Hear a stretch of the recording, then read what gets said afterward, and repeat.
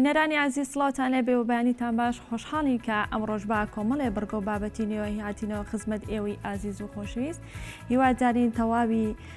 پرۆگرامی ئەمڕۆمان بەدڵی هەموو لایەکتان بێت و هەموو لایەکتان لە ساغ و تەندروست باش بن. خۆشەویستان، کۆی پرۆگرامی ئەمڕۆمان تایبەتە بە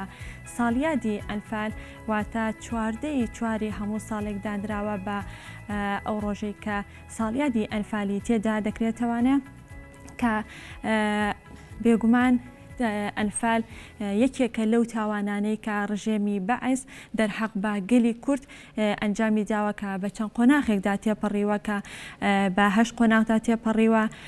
قۆناغی یەکەمیان کە لە 23 شوباتی ساڵی 1970 بۆ کە لە ناوچەی دۆڵی جافایەتیەوانێ دەستی پێ کردووە، دواتر لە قۆناغەکانی تردا چۆتە ناوچەی قەراغ و دواتر ناوچەی گەرمیان و لە کۆتا قۆناغیدا کە دەکەوێتە مانگی هەشتی 1970 کە ناوچەی بادینانی گرتوتەوانێت کە بێگومان لە کۆی ئەم 8 قۆناغاوە واتە لە ماوەی 6 بۆ 7 مانگدا 182,000 کورد یاخود 182,000 کەسی ئەنفال کردووە، بێسەر و شوێن کردووە کە ئەمەش هەتا ئێستا بەشێکی زۆری ڕووفاتەکانی نەگەڕێنراوەتەوە هەرێمی کوردستان یاخود ڕادستی کەسوکاریان نەکراوەتەوانێت کە ئەمەش بێگومان یەکێکە لەو تاوانە قێزەونانەی کە ڕژێمی بەعیس دەرحەق بە گەلی کورد کردوێتی. دواتر میوانی تایبەتمانە بێت و لەسەر ئەم بابەتە گفتوگۆ دەکەین. جگە لەوەش لە شار و شارۆچکەکانی کوردستانەوە هەر لەسەر ئەم ساڵیادا ڕاستەوخۆمان دەبێت. بەڵام سەرەتا دەچینە لای راپۆرتێک کە هاوکارمان حەیدەر ئەحمەد لە کفریەوە بۆی ئامادەکردوین، چەند چاوپێکەوتنێکی لەگەڵ دانیشتوانی شاری کفریدا کردووە تایبەت بە ساڵیادی ئەنفال. با پێکەوە بینەری بین و دواتر بەردەوام ببین.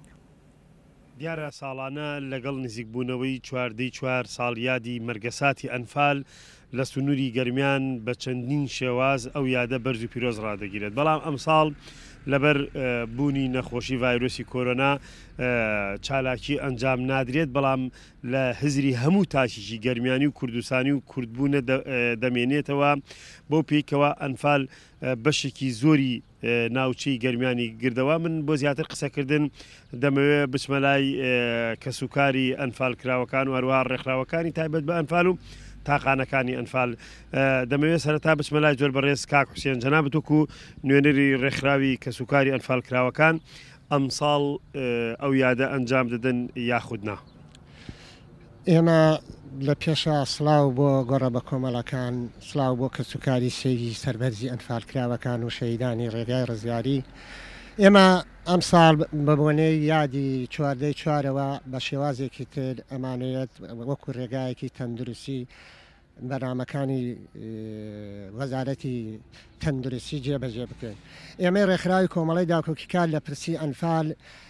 ئێمە لێرە کۆمەڵە داخوازی و داواکاریمان ئەخینە ڕوو لە ڕێگای بەڕێستانەوە لە ڕێگای ئەم کاناڵەوە کە هەموو بەرپرسەکان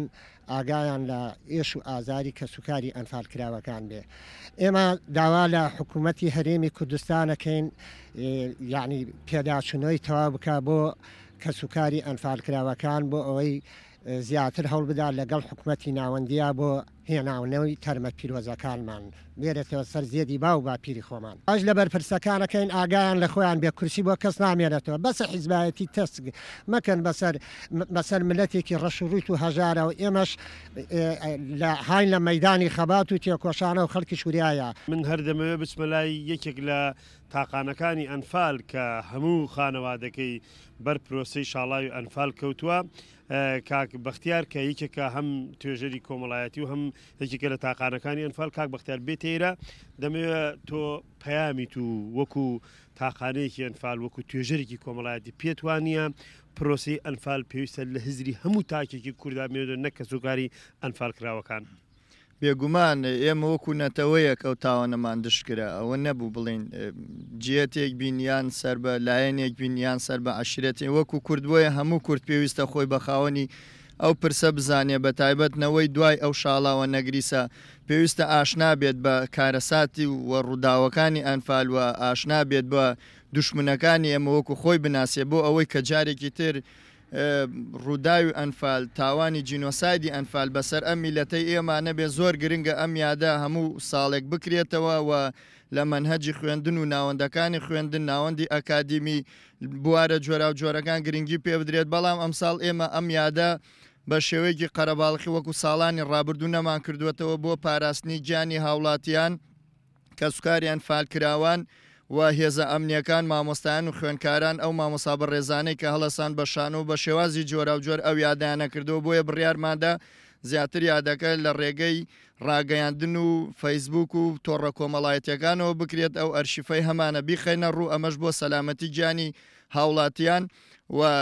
جێبەجێکردنی ڕێنمایەکانی تەندروستی ئەمە لەلایەک بەڵام من پێم وایە یادەکانی ئەنفال کە لە ڕابردوو شاکراوە شتێکی تەقلیدی بووە لەبەرەوەی داواکاری هەموو کە سوکاری ئەنفال لە ژماری پەنجەکانی دەستێ ناپەڕێ ئەگەر ساڵی یەک داواکاری جێبەجێ بکرایە ئێستا کە سوکاری ئەنفال هیچ داواکاریەکی نەما بوو بەڵام بەداخەوە بینین ساڵانە هەرە و داواکارانە دووبارە بێتەوە جێبەجێ ناکرێت. سپاس بۆ تۆ کاک بەختیار دەست خۆش بێ دیارە گەرمیان بۆ خۆی بە مەملەکەتی ئەنفال و قوربانیدان ناسراوە ئەگەر لە هەر گەڕێکێ لە هەر شارێ لە هەر گوندێ بڕوانی دیمەنی یاخود ڕوخساری وێرانبوون و کاولکالی پێوە دیارە من بۆ زیاتر قسەکردن دەمەوێت بچمە لای تاقانێکی دیکەی ئەنفال کاک ڕۆستەم جەنابەت بێتێ ئێرە دەمەوێت تۆ پێشم دیمانە باستەوە کرد هێشتا ئێوە دوژمن زۆر ڕێگای تاقی کردەوە بەڵام نەیتوانی کوردە ناوبات ئێستا بە هیواوە لە دوای 32 ساڵ هێشتا ئومێد و هیواتان بە ژیان ماوە و دەتانەوێت لە ڕێگەی خزمەتکردن بە کورد و کوردستان لە هەموو لایەکەوە دووبارە ژیان دەست پێ بکەنەوە بەڵێ ئێمە من وەک تاقانەیەکی ئەنفال و هەم نوێنەری ڕێکخراوی ئەنفالەکان دیارە ئێمە تاقانەی ئەنفال بۆ تاقانی ئەنفالمان لەگردووە هەموو خانەوادەکەمان بەرشاڵاوی ئەنفال کەوتە ئێمە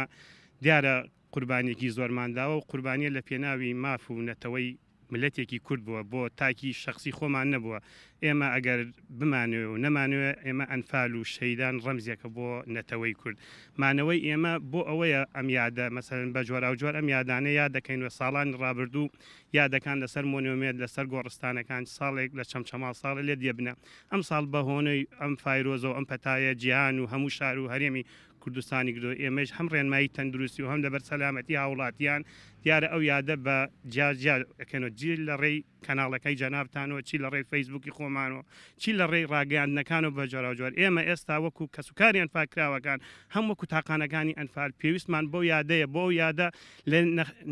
نەوەی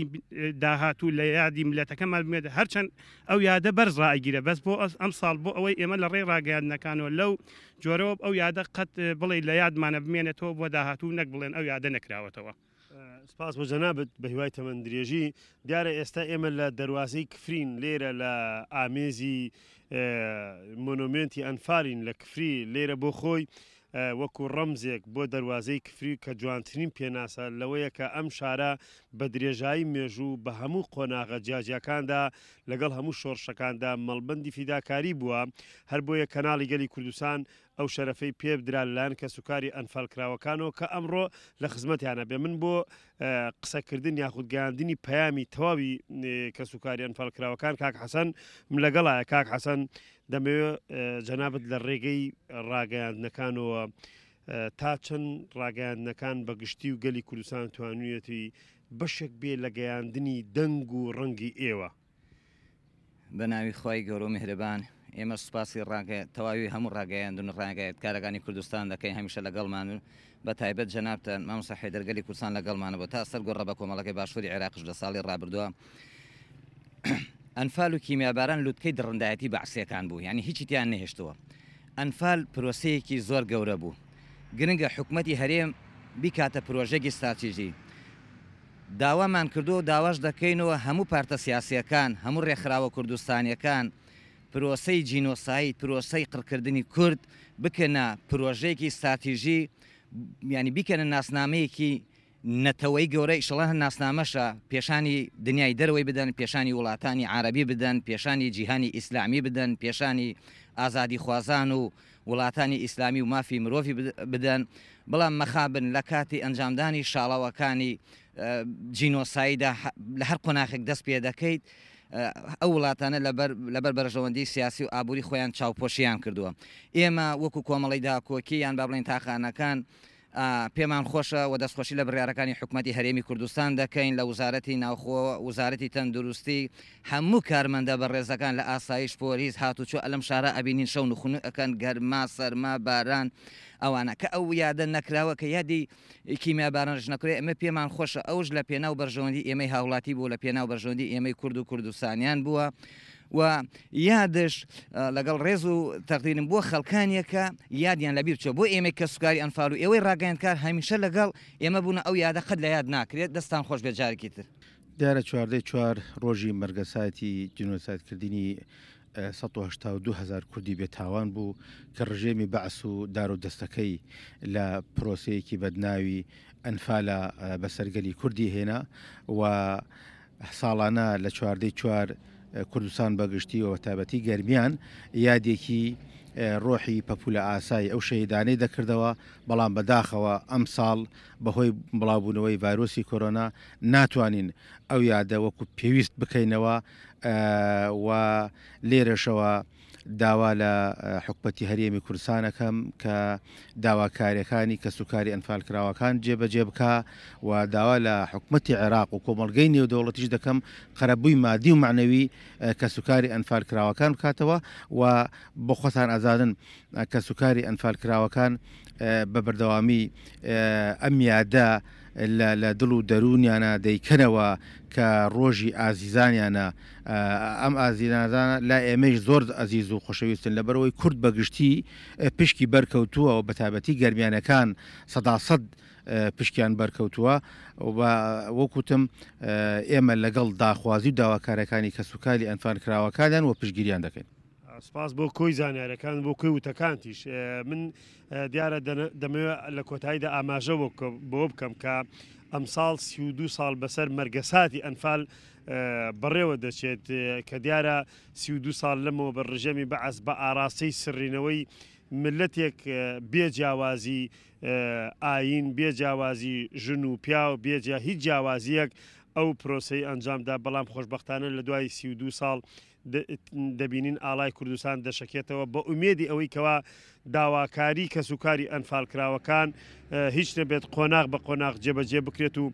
هەرێمی کوردستانیش لەم قۆناغ سەختەی کە ڕوبەڕووی بووەتەوە گوزەر بکات و کوردستانیش ئاوادان بێت. بەڵێ ئازیزان هەر لەسەر ساڵیادی مەرگەساتی ئەنفال ێستا شەچینە لای پەیامنێرمان مەجید گابەشەیەکی ڕاستەوخۆ لە چەمچەماڵەوە لەگەڵمانە. مەجید سڵاو لێبێ و بەیانیت باش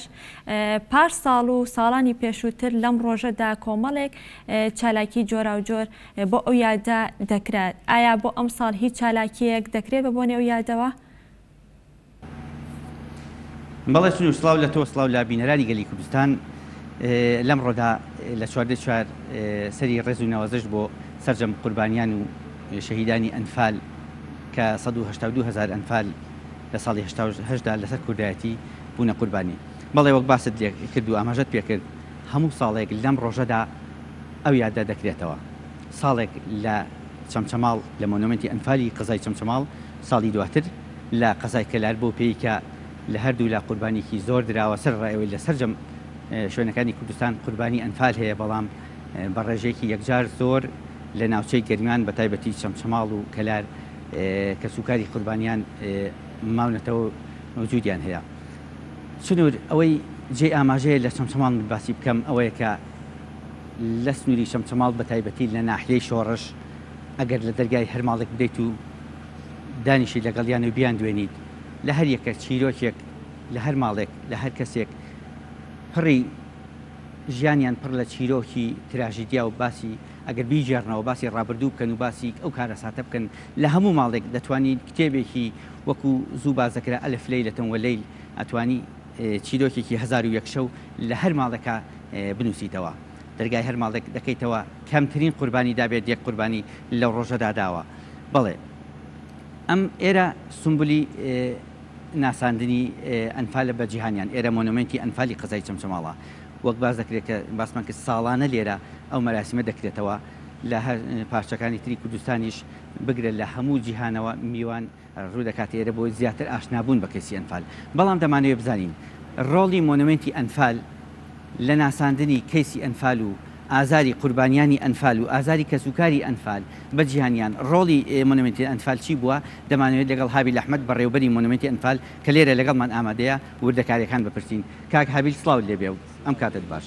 ئەرگنە بێتە لای ماکی گەلی کوردستانەوە کاک هابیل وەک هەمومان دەزانین ئەگەر بێتە پێشەوە ئەرگ نەبێت وەک هەمومان دەزانین ساڵانە هەموو ساڵێک وەکو باس کرا لە ساڵێک لە کەلار ساڵێک لێرە مەراسم کراوەتەوە ئێمە ئەم ساڵ بە پێی ئەوەی کە ئەو ڤایرۆسە بڵاو بۆتەوە ئەو مەترسیە لەسەر هەموو جیهان بە تایبەتی لە هەرمی کوردستان بڵاو بۆتەوە نەمانتوانی یعنی نەکرا ئەو مەراسیمە لێرە ئەنجام بدرێت بەڵام دەمانەوێت باز لەوە بکەین ئایا ڕۆڵی مۆنومنتی ئەنفال توانیت ڕۆڵی خۆی ببینێت لە ناساندنی کەیسی ئەنفال بە جیهانی دەرەوە یان بە جیلی ئێستا کە تازە پێدەگەن و هیچ لەبارەی ئەنفالەوە نازانن دەستخۆش زۆر سوپاس بەیانیتان باش سەرەتا ئەمەیە سەری ڕێز و نەوازش بۆ گیانی 182,000 مرۆڤی کورد کە بەناحەق زیندە بەچاڵ کرا دابنوێنم هەڵبەت مۆنومنتی ئەنفال یاخود هەر دروستکردنی مۆنومنت یەکێکە لە کارە هەرە گرنگەکانی حکوومەتی هەرێمی کوردستان بۆ تایبەت مۆنومنتی ئەنفال کە ئەنفال یەکێک بوو لە تاوانە هەرە گەورەکانی کە دەرحەق بە گەلی کورد کراوە لە ڕابردوودا حکوومەتی هەرێمی کوردستان بە خۆش حاڵەوە کە مۆنومنتێکی دروست کرد هەڵبەت پێش دروستکردنی ئەم مۆنومنتە کە شوێنێک نەبوو بۆ ئەرشیف و دیکۆمنتکردنی ئەو وەسایقانەی کە لە سەردەمی بەعسا پرۆسەی ئەنفالی پێجێبەجێکرا دواتر ئەو وەفدانەی کە سەردانی کوردستانیانە کرد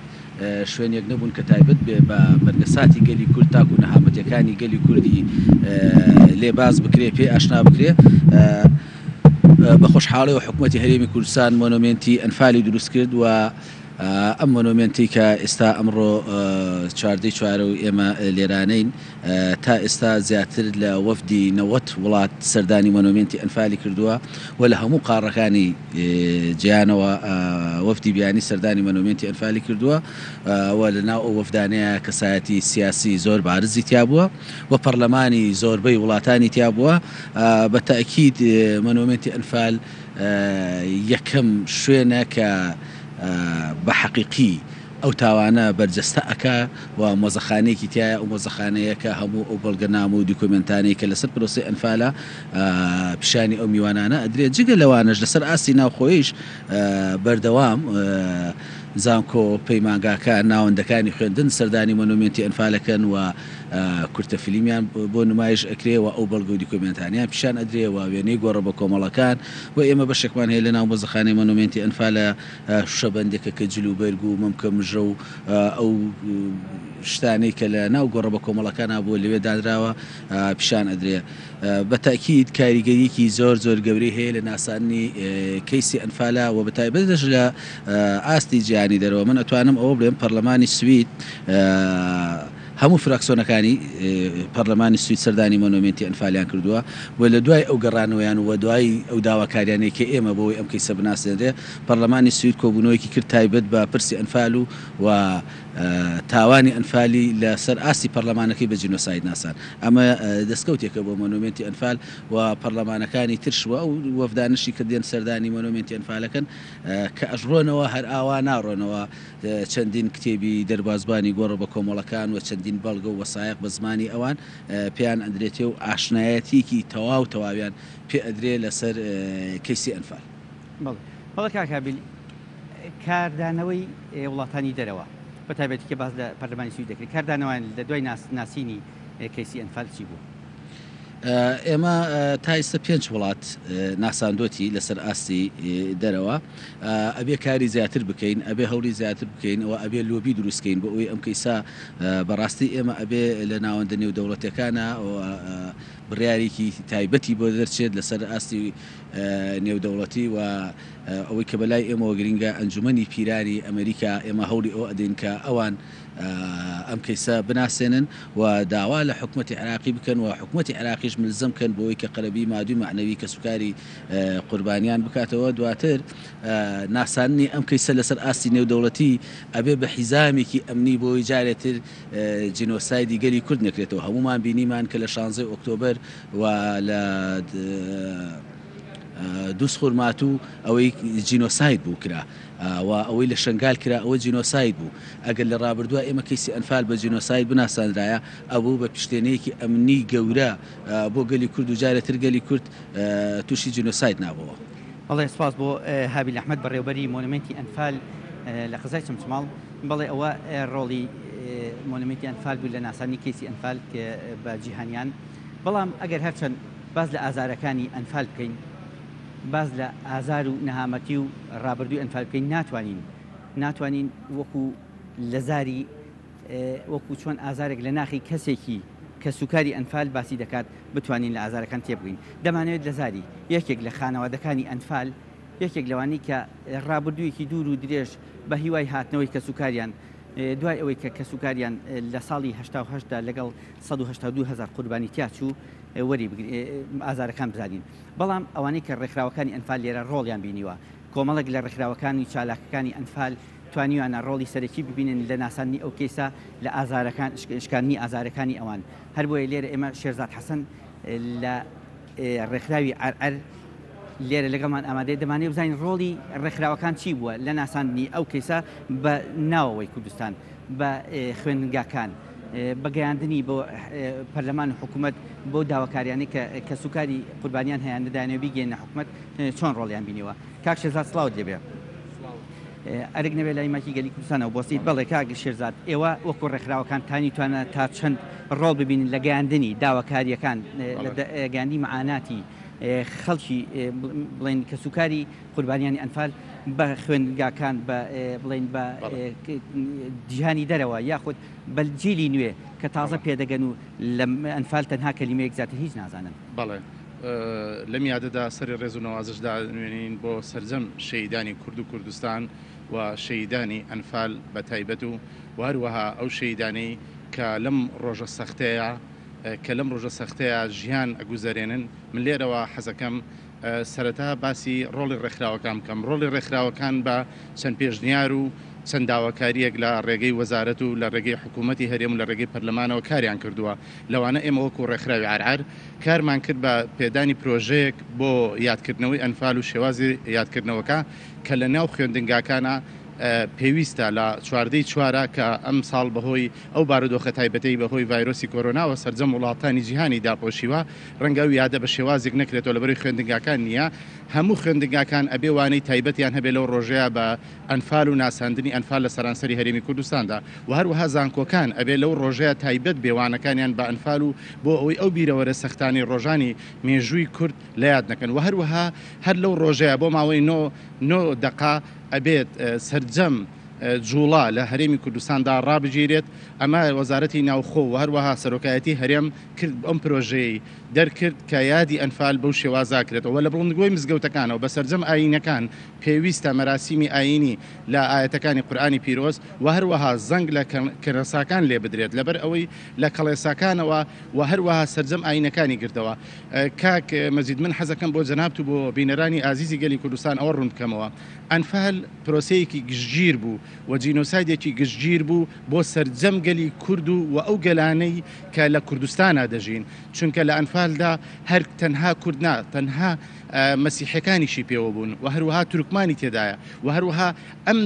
پرۆسەیەکی گشتگیر بوو بۆ لە ناودانی مرۆڤایەتی و نمونەش مرۆڤی کورد بوو لە کوردستانی ئێمەدا ئێمە وەکو ڕێکخراوەکان بەردەوام داواکۆچیمان کردووە و لێرەشەوە داکۆچیکردنەکەی ئێمە بەردەوامە بێت چونکە ئێستا حاڵ و گوزەرانی خەڵکی کە سوکاری ئەنفال لەو پەڕی خراپیدایە هەتا ئێستا نەتوانراوە پلانی جوان و ڕێخستنی ژیانیان بۆ بکرێ ئەوەی کراوە پێدانی موچەیەک ئەمە لە حاڵەتێکی زۆر نۆرمەڵە مافی هەموو مرۆڤێکە لە وڵاتەکەی خۆیان موچەیەکیە بێ بەڵام وەکو ئیمتیازاتێکی زۆر تایبەت وەزع و گوزەرانی خەڵکی ئەنفال لەو پەڕی خراپیایە بۆیە لێرەوە دووبارە وەکو ڕێکخراوەکانی ئەنفال داکۆچیکارەکانی ئەنفال پێمان خۆشە حکوومەتی هەرێم بێتە سەرخەت و ئاوڕێکی جددی بداتەوە چونکە ئەبێ حکوومەتی هەرێم وەزارەتەکان لەوە تێبگەن ئەوەی کە ئێستا بەرهەم هاتووە ئەو حکوومەتە بە هەوڵ و ماندووبوون و خوێنی کە سوکاری ئەنفال و شەیدان بەرەماتوە. بەڵێ سپاس بۆ شێرزاد حەسەن لە ڕێکخراوی ئەرئەر ڕێکخراوی ئەرئەری داکۆکیکار لە مافی کە سوکاری ئەنفال لەو سوورە بەڵێ چون وەکو باسم کرد هەرچەند باز لە ئازارەکانی ئەنفال بکەیت ناتوانین وەکو کەسێکی خانەوەدەی ئەنفال کە ئازارەکانی لە ناخیدا هەشار داوە باسی لێ بکەین و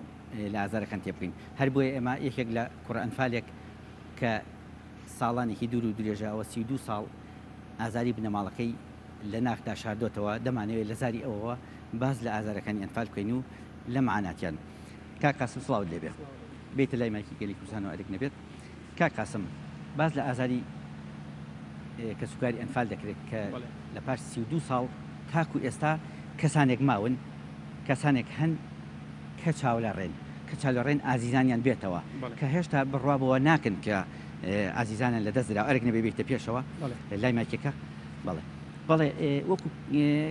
کوڕ ئەنفالێک ئەو چاوەڕوانیانە تاکەی پێت وایە بەردەوام دەبێت بەڵێ دیارە کە سوکاری ئەنفال 32 ساڵە چاوەڕوانە 32 ساڵە لە هەموو بۆنەکانە لە هەموو یادەکانە هەموو جەژنەکانە سەر ساڵەکانە چاوەڕوانە بیرمانە سەردەمی ڕژەمی بەعس هەموو سەر ساڵێک چاوەڕوانی عفوو بوون کە ڕۆڵەکانی ئەمگەڕێتەوە هەموو جەژنێکیان سەدام عفووەدا بەڵام هەرس دەرەنجام هەر چاوەڕوانی بوو هیچی لێ نەڕوە هیچی لێ سەوز نەبوو ئەوەی خەڵک چاوەڕوانیە کرد کە ئازانی بگەڕێتەوە تەوەقع ناکرا بۆ شێوەیە درندانە کورد لە ناو ببرێ لەبەرەوەی کورد تاوانێکی وای نەکردووە کورد ملەتێک نییە خاکی هیچ شوێنێکی داگیر کرد بێ هەمیشە مەزلوم بووینە هەمیشە زوڵم لەکراو بووینە من بە مێژووی ئەوەی کە بیستمەوە لە باوەپیران باسەکرێت سێ جار ئێمە خان و ماڵمان ڕوخێنراوە و تێک دراون ساڵی هەشتاوەش کە ئێمە باوکمان ئەنفال کرا تەنانەت بەس لە بەرکانمان لە بەرابوو هیچمان پێ نەبوو هەموو سەر و ماڵمان تیاچوو هەموو ئەنفال کرا و لە ناو برا ئەنی تەوەقع ناکرا حکوومەتێکی بەو شێوەیە درڕندە بێ بەو شێوەیە ڕقەسوور بێ بەرامبەر بە میلەتێک کە لە ناو خاچی خۆیان کە پێڵێن عێراقی ئێمەش بەشێک بووین لە عێراق و ئەو کاتە هەرێمی کوردستانیش نەبوو بڵێ حکوومەتێکی هەرێمی کوردستان هەبێت هەمیشە کە سوکاری ئەنفال لە چاوەڕوانی باوەتەوە چەندین دایکە ئەنفال چاوەکانی لە دەستدا لە چاوەڕوانیە تۆزانی هەموو جەژن و بۆنە و یادەکان کە سوکاری ئەنفال ئەگرێت چاوەڕوانی و ئایزانی بگەڕێتەوە مناڵێ لە کۆڵان کە بانگی کرد باوە مناڵ ئەنفال لەولاوە دڵی ڕاچەڵەکە ئەوی دەبێ باوشی من کەی بێتەوە ئەمە هەموو لە چاوەڕوانی لاخی ئەنفال لە پنکی خواردبووە بۆیە ئێسش چاوەڕوانی ئێمە ئێستش چاوەڕوان ئەو ڕوفاتانە بگەڕێتەوە من بۆ خۆمەڵم ئەبێیەکێ لەو ڕوفاتانە باوشی من نەبێت سەدان و هەزاران کوڕ ئەنفالی تر چاوەڕوانی گەڕانەوەی ڕوفاتانە ناڵێن دەی خوایە ئەمەیەکێکە بە هەر پرسکەکەی بێتەوە بچینە سەر گۆڕەکەی تۆز ئێستا بووری بەدڵمان نەبێتەوە کاکاسم داواکاریەکانتان لە چەند خاڵە بوو چەندتان پێشکەشی حکومەت کردو ئایا تا ئێستا جواب دراوەتەوە توانیتوانە بە شێوەیەک لە شێوەکان توانراوە ئازارەکانتان کەم بکرێتەوە تا ڕادەیە لە ڕووی خزمەت گوزاریەوە خزمەت گوزاری کراوە بەڵام خزمەت گوزاری کافی نیە بۆ کە سوکاری ئەنفال کراون هەرچەندە خزمەت گوزارەکەش لەو ئاستەیانە بەڕاستی زۆر شتێکی سەرەتاییە چکە پێم وایە هەموو هاوڵاتیەک مافیەوەیە لە وڵاتی خۆیان خانوویەکیە بێت موچەیەکیە بێ هەر هیچ بژێوێکی ژیانی هەبێت ئەمانە کراوە ناڵم نەکراوە هەنگاو نراوە بۆەوە ئێستش درەنگ نییە توانین ئێمە سەیری ئەرمەنیەکان کەین 1950 جینۆساید کرا لەم دوایانە بە جینۆساید ناسێنران ئەنی ئەکرێ کار لە سەرمانە بکرێ کرێ حکوومەتی عێراقی ملزم کرێ بەوەی کە لە حکوومەتی عێراقیە دان بۆیان راو کە کوردی جینۆساید کراوە باشە ئەو داواکاریانتان چین کە جێبەجێ نەکراوە بەڵێ ئێمە داواکاریەکانمان ئەوەیە کە کورد بە جینۆساید بناسرێ حکوومەتی عێراقی بێتە خەت قەرەبووی مادی معنەوی کە سوکاری ئەنفال کراوە بکاتەوە لە ڕووی نێودەوڵەتیەوە کاری جدی بکەن لەسەر ئەنفال چونکە ئەنفال کەیسی نەتەوەیەکە کەیسی ملەتێکە کەیسی ماڵێک و گوندێک و شارێک و ناوچەیەک نییە ئێمە داواکارین ئەوانەی کە دەستیان لە ئەنفالە هەبووە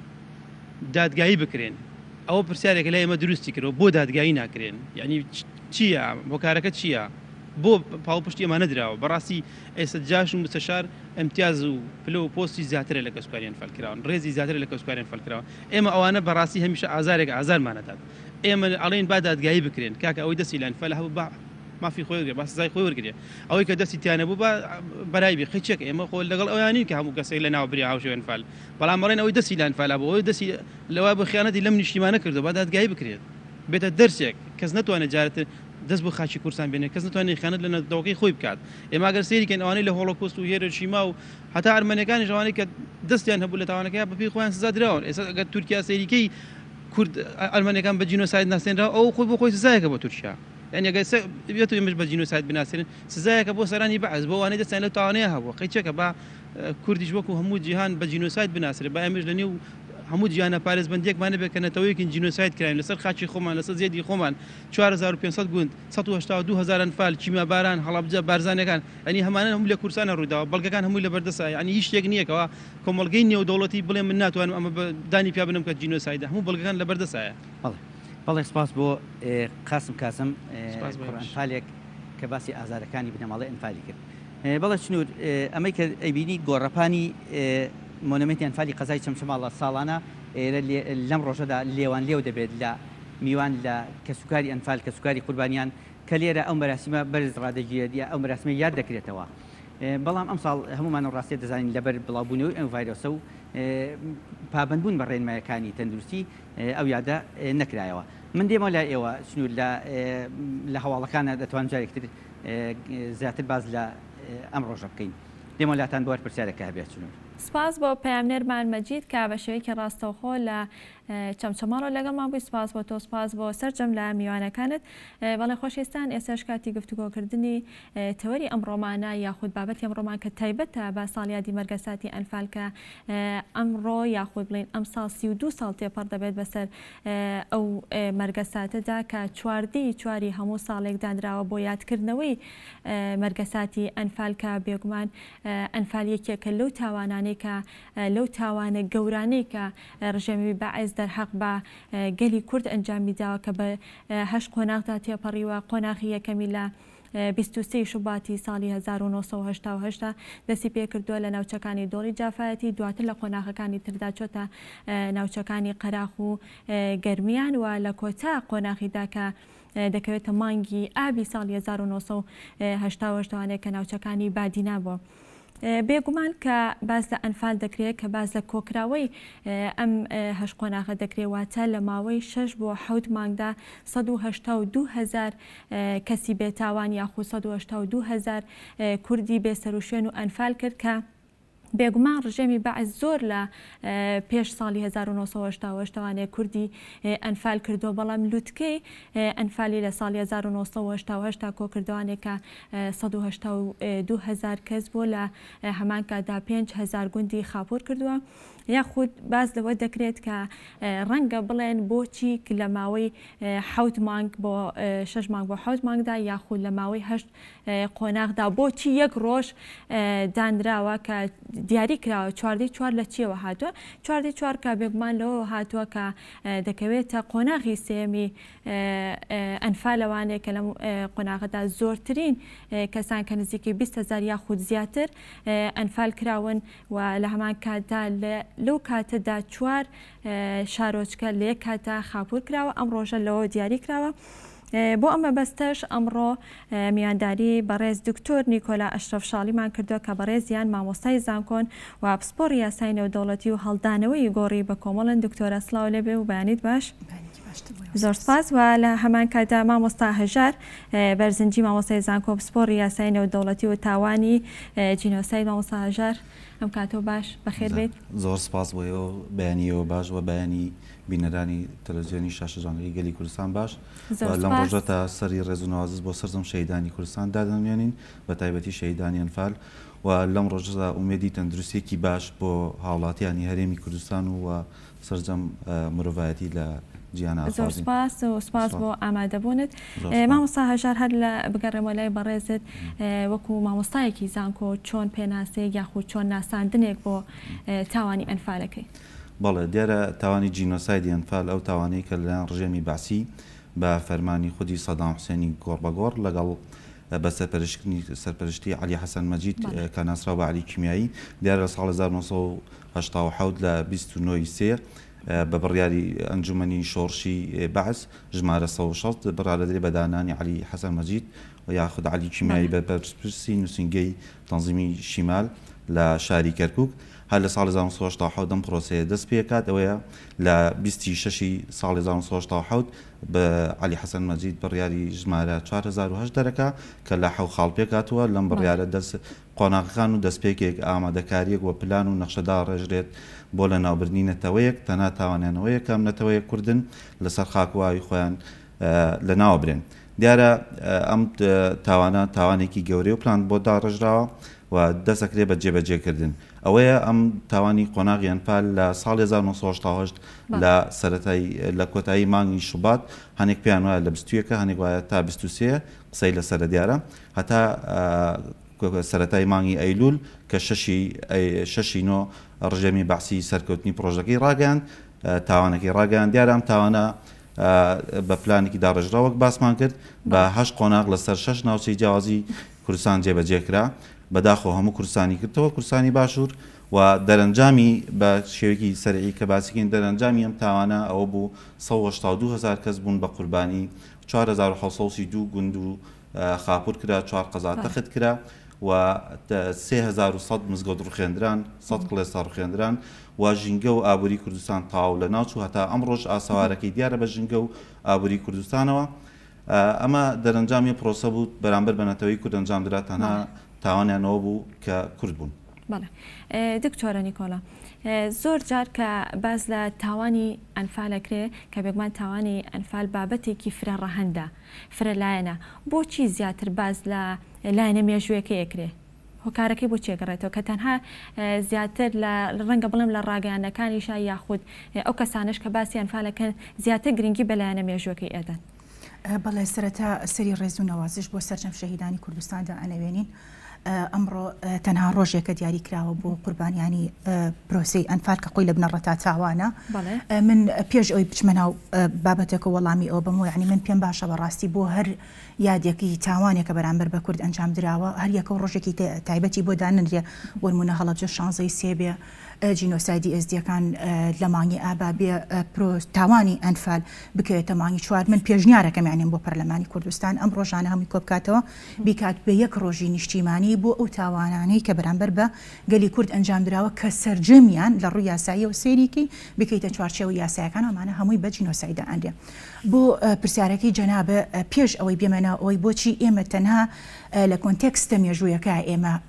تاوانی ئەنفال ئەبینینەوە بۆ ئێمە هێشتا بەس لە قۆناغی جێڕانەوەی چیرۆکین لە قۆناغی سۆزین لە قۆناغی وتارەکان کە بارگاویە بە سۆز ئەوە دواتر وەڵامە ئێمە بەڵام پێش ئەوەی بینە سەر وەڵامدانەوەی ئەوە جارە ئێمە بێ لە ڕوانگەی یاسای نێودەوڵەتی و بڕوانینە کۆی تاوانی ئەنفال ئایا ئەمە بە تاوانی جینۆسایدا ئەندرێ یاخودداناندرێ ڕێکەوتنامەیەکی نێودەوڵەتیمان هەیە بە ناوی ڕێکەوتنامەی ڕێگریکردن لە تاوانی جینۆساید و سزادان لەسەری لە ساڵی 1948 دوای دامەزراندنی نەتەوەی گرتوەکان ئەمە بەرکارە ئەم ڕێکەوتنامێ و ئۆتۆماتیکی ڕێکەوتنامە نێودەوڵەتیەکان خۆیان کۆی گشتی ڕێکەوتنامە نێودەوڵەتیەکان یاسای نێودەوڵەتی پێک ئێنن بەپێی ئەم یاسایە کە پێناسی جینۆسایدەکە بریتێ لە پاکتاوکردن لە ناوبردن بە شێوەیەکی گشتی یا بەشی بەرامبەر بە کۆمەڵە کەسانێک کە جیاوازن یاخود لە ڕووی ئاینەوە جیاوازن یا لە ڕووی نەتەوە جیاوازن یا لە ڕووی ڕەچەڵەکەوە جیاوازن پاکتاوکردنەکە ئەبێ بە شێوەیەکی پلان بۆ داڕێژراو بێ ئامانجەکەی زۆر گرنگە ئەبێ ئامانجەکەی بریتی بێ لە ناوبردنی ئەو کۆمەڵە کەسانە بەهۆی ئەو جیاوازیانی کە هەیەە ئەو ڕێکەوتنامەیە ئەم چەمکەی بەرفراوانتر کردووە بۆی بەرپرسیارەتێکە زیاتر بەرفراوان بێ تەنانەت ئەو کەسانە ئەگرێتەوە کە موامەرە ئەکەن یاخود پیلانگێڕی ئەکەن هانی دەوڵەتێکی کە یا کەسانێکی کە ئێن کە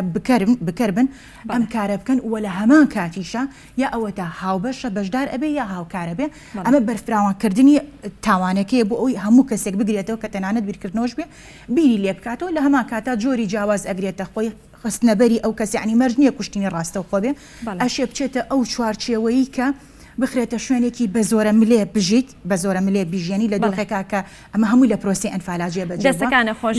ئەگەر ڕخسەتم بێت گرنگە بۆی پێناسەکە پەیامنێرمان حازرە لە کەلارەوانەیە دواتر گەڕێمەوە لای بەڕێزت وتەکە بیر نەچێتەوە بەڵێ خۆشەویستان ئێستا چینە لای پەیامنێرمان شاهۆ لە ناحیەی ڕزگاری لە کەلارەوە لەگەڵمانە شاهۆ سڵاو لێ بێ و بەیانیت باش ئەگەر هەڵە نەبم پێم وابێت تاجە گوڵینە لەسەر مۆنومنتی ئەنفال دادنێن لە کەلار فەرموو. بەڵێ بەینتان باش دیارە لە بەیانی ئەمڕۆوە مەراسیمی تایبەت نەکراوە بۆ یادی ئەنفال لە مەزاری دیێبنە لە حێرزگاری بەڵام لایەنە حزبی و حکومیەکان تاجە گوڵینەی خۆیان دادەنێن و دواتر لێرە نامێننەوە بۆی قەرەباڵەخی دروست نەبێ و ئەم شوێنە جێڵن بەڵام وەکو ئەوەی کە هەیە تەنها ژمارەیەک لە ڕێکخراوەکان نوێنەر ڕێکخراوەکان لێرە ئامادەیان هەیە و جگەر لەوەش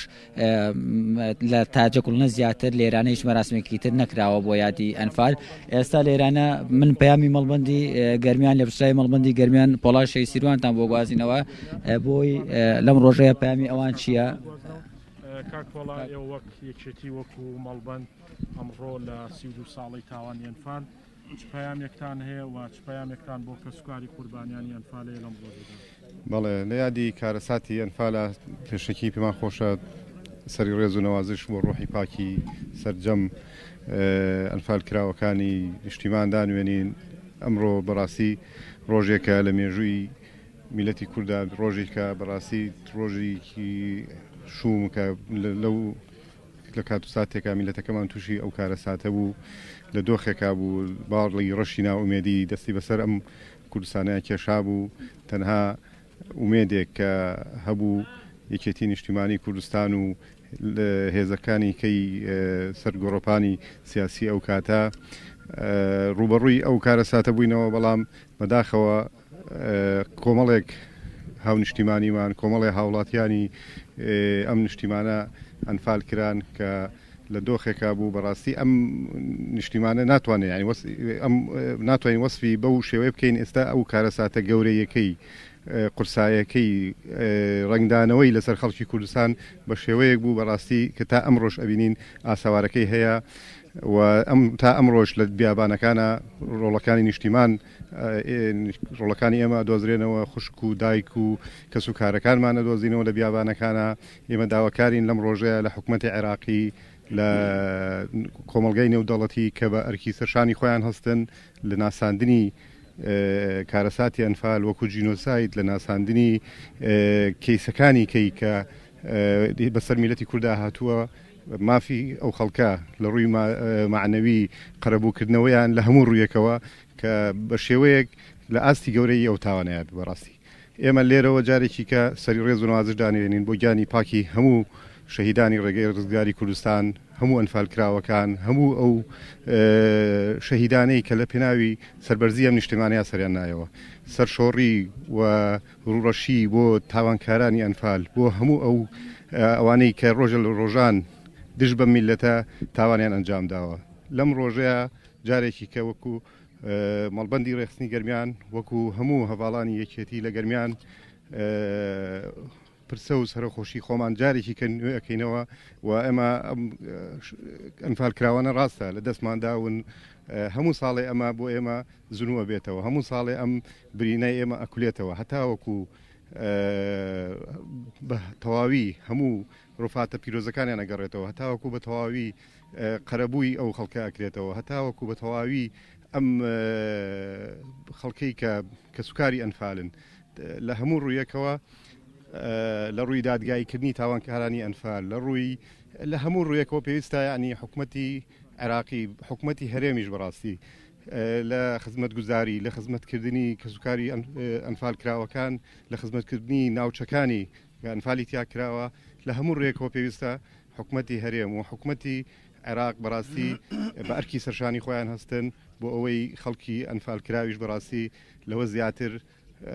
لە چاوەڕوانیان نەبێ، چاوەڕوانی هاتنەوەی ڕوفاتی کەسوکارەکانیان، لە چاوەڕوانی بەدادگایی گەیاندنی تاوانکارانی ئەنفال، لە چاوەڕوانی خزمەت و خزمەتگوزاری زیاتر بۆ ناوچەکانیان. ئێمە جارێکی کەسە ڕێز و نوازش دانوێنین بۆ ڕۆحی پاکی ئەنفال کراوەکان، هیوادارین ساڵی ئایندە کاتێ ئێمە یادی ئەنفالەکەینەوە ڕوفاتی هەموو ئەنفال کراوەکان نیشتیمان گەڕابێتنەوە لە ئاستی کۆمەڵگەی نێودەوڵەتی و لە سەر ئاستی جیهان تاوانی ئەنفال وەکو تاوانی جینۆساید ناسرابێ بەڕسمی. داواکارین کە حکوومەتی هەرێم لە ساڵی داهاتوو، لەم ساڵە ینی تا ساڵی داهاتوو هەموو ئەوەرکانەی کەماوە لە مەسائلی دابینکردنی ژیان و گوزارانێکی شایستە بۆ کەسوکاری ئەنفال، لە مەسائلی جێبەجێکردنی دادگایکردنی تاوانکارانی ئەنفال، لە دابینکردنی خزمەت و خزمەتگوزاری زیاتر بۆ کەسوکاری ئەنفالەکان لەوە زیاتر ینی ڕێخی نەکرێ و هەرچی بکرێ بۆ ئەو کەسوکاری ئەنفالەکان کەمە. من زۆر سپاسانەکەم، هیوادارین ینی لە ساڵی داهاتوو کاتێ دێنەوە ئێرە یادی ئەنفالەکەین ینی بە سەربەرزیەوە بڵێن کەسوکاری ئەنفالەکان و کەسوکاری شەهیدەکان بە هەموو مافەکانی خوان گەشت. دیارەوە پامی مەڵبەندی یانزەی گەرمیان بوو بەڕێژ پۆڵای شێ سیروان لە پسرای مەڵبەند کە لەگەڵ وەفدێکی مەڵبەندا سەردانی مۆنۆمێنتی ئەنفال کراوانیان کرد لە گوندی دیەبنە و تاجە گوڵینەی وەفایان لەوێدانە. دیارە وەکو پێشتر ئاماژەم پێ کرد لێرە هیچ مەراسیمێک نییە، هیچ قەرەباڵەخێک نەگراوە، تەنها ئەوە نەبێت کە بە وەفد دێن ئەو تاجەقڵنە لێرەدا دەنێن و ئێرە پامی خۆیان بە ئەو ڕێکخراوانەی کە ژمارە ڕێکخراوی ئەنفال لێرە ئامادەیانەیە لەگەڵ ئەوانە دواتر ئەم شوێنە جێڵن، بۆیە ئەمش لە چوارچەوەی ئەو ڕێنمایانەیە کە وەزارەتی ناخۆداینەوە بۆ قەدەغی هاتوچوە و بەڕێوەبەرایەتی گشتی کاروباری ئەنفالکراوان لە گەرمیان بەرنمەیەکی داناوە کە ئەو ئەفدانشی دێن چەند دقەیەکی داناوە بۆ هاتنەکەیان، ینی بە بەرنامە هاتنەکەیان ڕێکخراوە واتە هەمویان پێکەوە لێرانە ئامادەیان نییە، ئەمیش لە پێنە ئەوەی کە قەرباڵخی لەسەر مەزارەکە دروست نەبێت. بەڵێ سپاس بۆ پەیامنێرمان شاوە کە بەشێکی ڕاستەوخۆ لە ناحیەی ڕزگاریوانێ لە مۆنۆمنتی ئەنفالەوە لە کەلار لەگەڵما بووی. سپاس بۆ تۆ، سپاس بۆ میوانەکەت. بەڵێ خۆشەویستان بۆ گفتوگۆکردن دەگەڕێم و لای میوانەکەم. دکتۆرە نیکۆلا ببوورە، دواتر چوینە لای پەیامنێرمان وتەکانم پێ بڕی، باسمان لەوە کرد کە بابەتی تاوانی ئەنفال بابەتێکی فرەڕەهەندە، بۆچی بازە لایەنە مێژوەکە یەکرێ؟ بەڵێ با ئەو دوو خاڵی تر تاوکەم بۆ بزانین ئەمە جینۆسایدە جینۆساید نێتوانی ئەنفال و دواتر ئێمە ئەو سیاقی کە مێژوویە کاریتیا ئەکرێ. ئێمە وتمان کوشتنی ڕاستەوخۆ، پاکتاوکردنی ڕاستەوخۆ لە پاڵ ئەمەشا دوو جۆری تر هەیە کە ئەشی ئەمە شەرچێتە چوارچەوەی جینۆساید و لە تاوانی ئەنفالیشە ئەمانە ئەنجام درراوە. یەکێکیان بریتێ لەوەی کە ئەم کەسانی کە بەنیازی پاکتاوکردن ئەهێنرێن یا لە ناوبردن ئەوەی بخرێنە بارودۆخێکی ژیانەوە کە مانەوە تایدا ئەستەمبیانی بێتە هۆکاری مردنیان دیوێکی تریشی یەکە ڕێگریکردنە لەوە شەخستنەوە و گۆڕینە لە ڕووی بایۆلۆجی و جینات و ئەمانە لە کۆی گشتیا بەرامبەر بە کورد لە تاوانی ئەنفالە جێبەجێکراوە لەبەرەوە بە هەموو پێوەرە نێودەوڵەتیەکان بەپی یاسای نێودەوڵەتی مرۆیی بەپی عورفی نێودەوڵەتی ئەمە بە تاوانی جینۆسایدا ئەندێ. ئینە سەر پرسیارەکەی جەنابە کە باسی ئەوە کا بۆچی ئێمە تەنها لە کۆنتێکستە مێژوویەکە و ئەڕوانینە ئەو بابەتە. جارێ سەرەتا ئەبێ ئێمە سێری پێکاتی کۆمەڵگەی کوردیکەین، پێکاتەیەکی کۆمەڵایەتی ئالۆزە کە زیاتر کاریگەرە بە سۆس بە ئاین بەو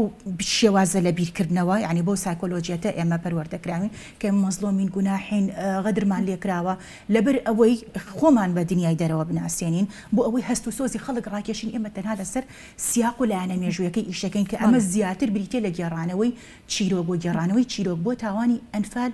ڕاستە ئەمە بەشێکی گەورەی مێژووە، دەرگایەکی گەورەی پێی ئەچیتە مێژوو، بەڵام بۆ ئەوەی بتوانانی لە ناو مێژووە جێت بێتەوە جێگیربی ئەبێ بچیتە چوارچەوە یاسایەکەیەوە. بچیتە چوارچەوەی یاسەیە. زۆر باشە دکتۆرە، دواترە گەڕێمەوە لای بەڕێزت. مامۆستا هەژار، ئەگەر باسێک لە ناوی ئەنفال بکەین یا هەڵبژاردننی ناوی ئەنفال، ئەم هەڵبژاردنە لە چیوە هاتووە؟ زۆرێک بازەوە دەکەن کە سوورەتی ئەنفالیان بەکارهێناوە. بەڵێ دیارە تاوانی جینۆسایدی ئەنفال ئەم تاوانەوە گوتمان پلان بۆ داژڕا و نەخشە بوو کە لایەنی حزبی بەحس و بەرامبەر بەو نەتەوەی ئەنجامدرا. دیارە ئەمە چەندین ڕەهەندە هەڵەگرێت، بەس یەکێک لەو کەسی کە ناوی ئەم پرۆسەی ناو لای لە دۆسیەکانەوە لە بەڵگەنامەکانە دۆزراوەتەوە کە لیوە کامل ساجد بووە، پیاوێکی ئاینی بووە و بەحسی بووە. لە قۆناغی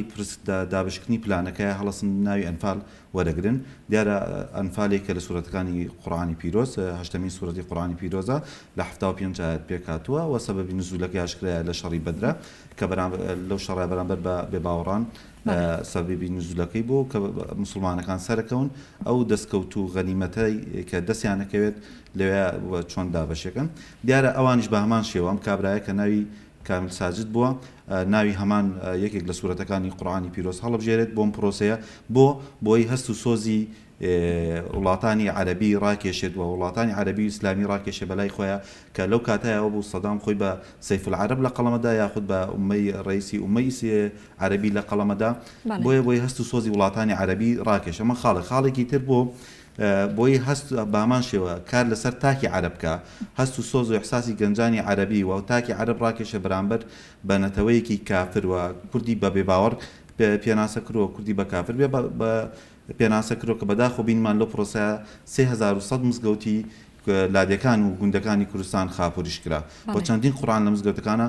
خاپور کرا و لای هەمووشمان ئاشکرایە کە وشەی ئەنفال لە نەفرەوە هاتووە کۆکراوی. وشەی نەفلەواتە غەنیمە دواتە دەستکەوت، ئەو دەستکەوتەوە سەرەت و سامانەی کە لە کەسانی بێباوەڕ بۆ مسلمانان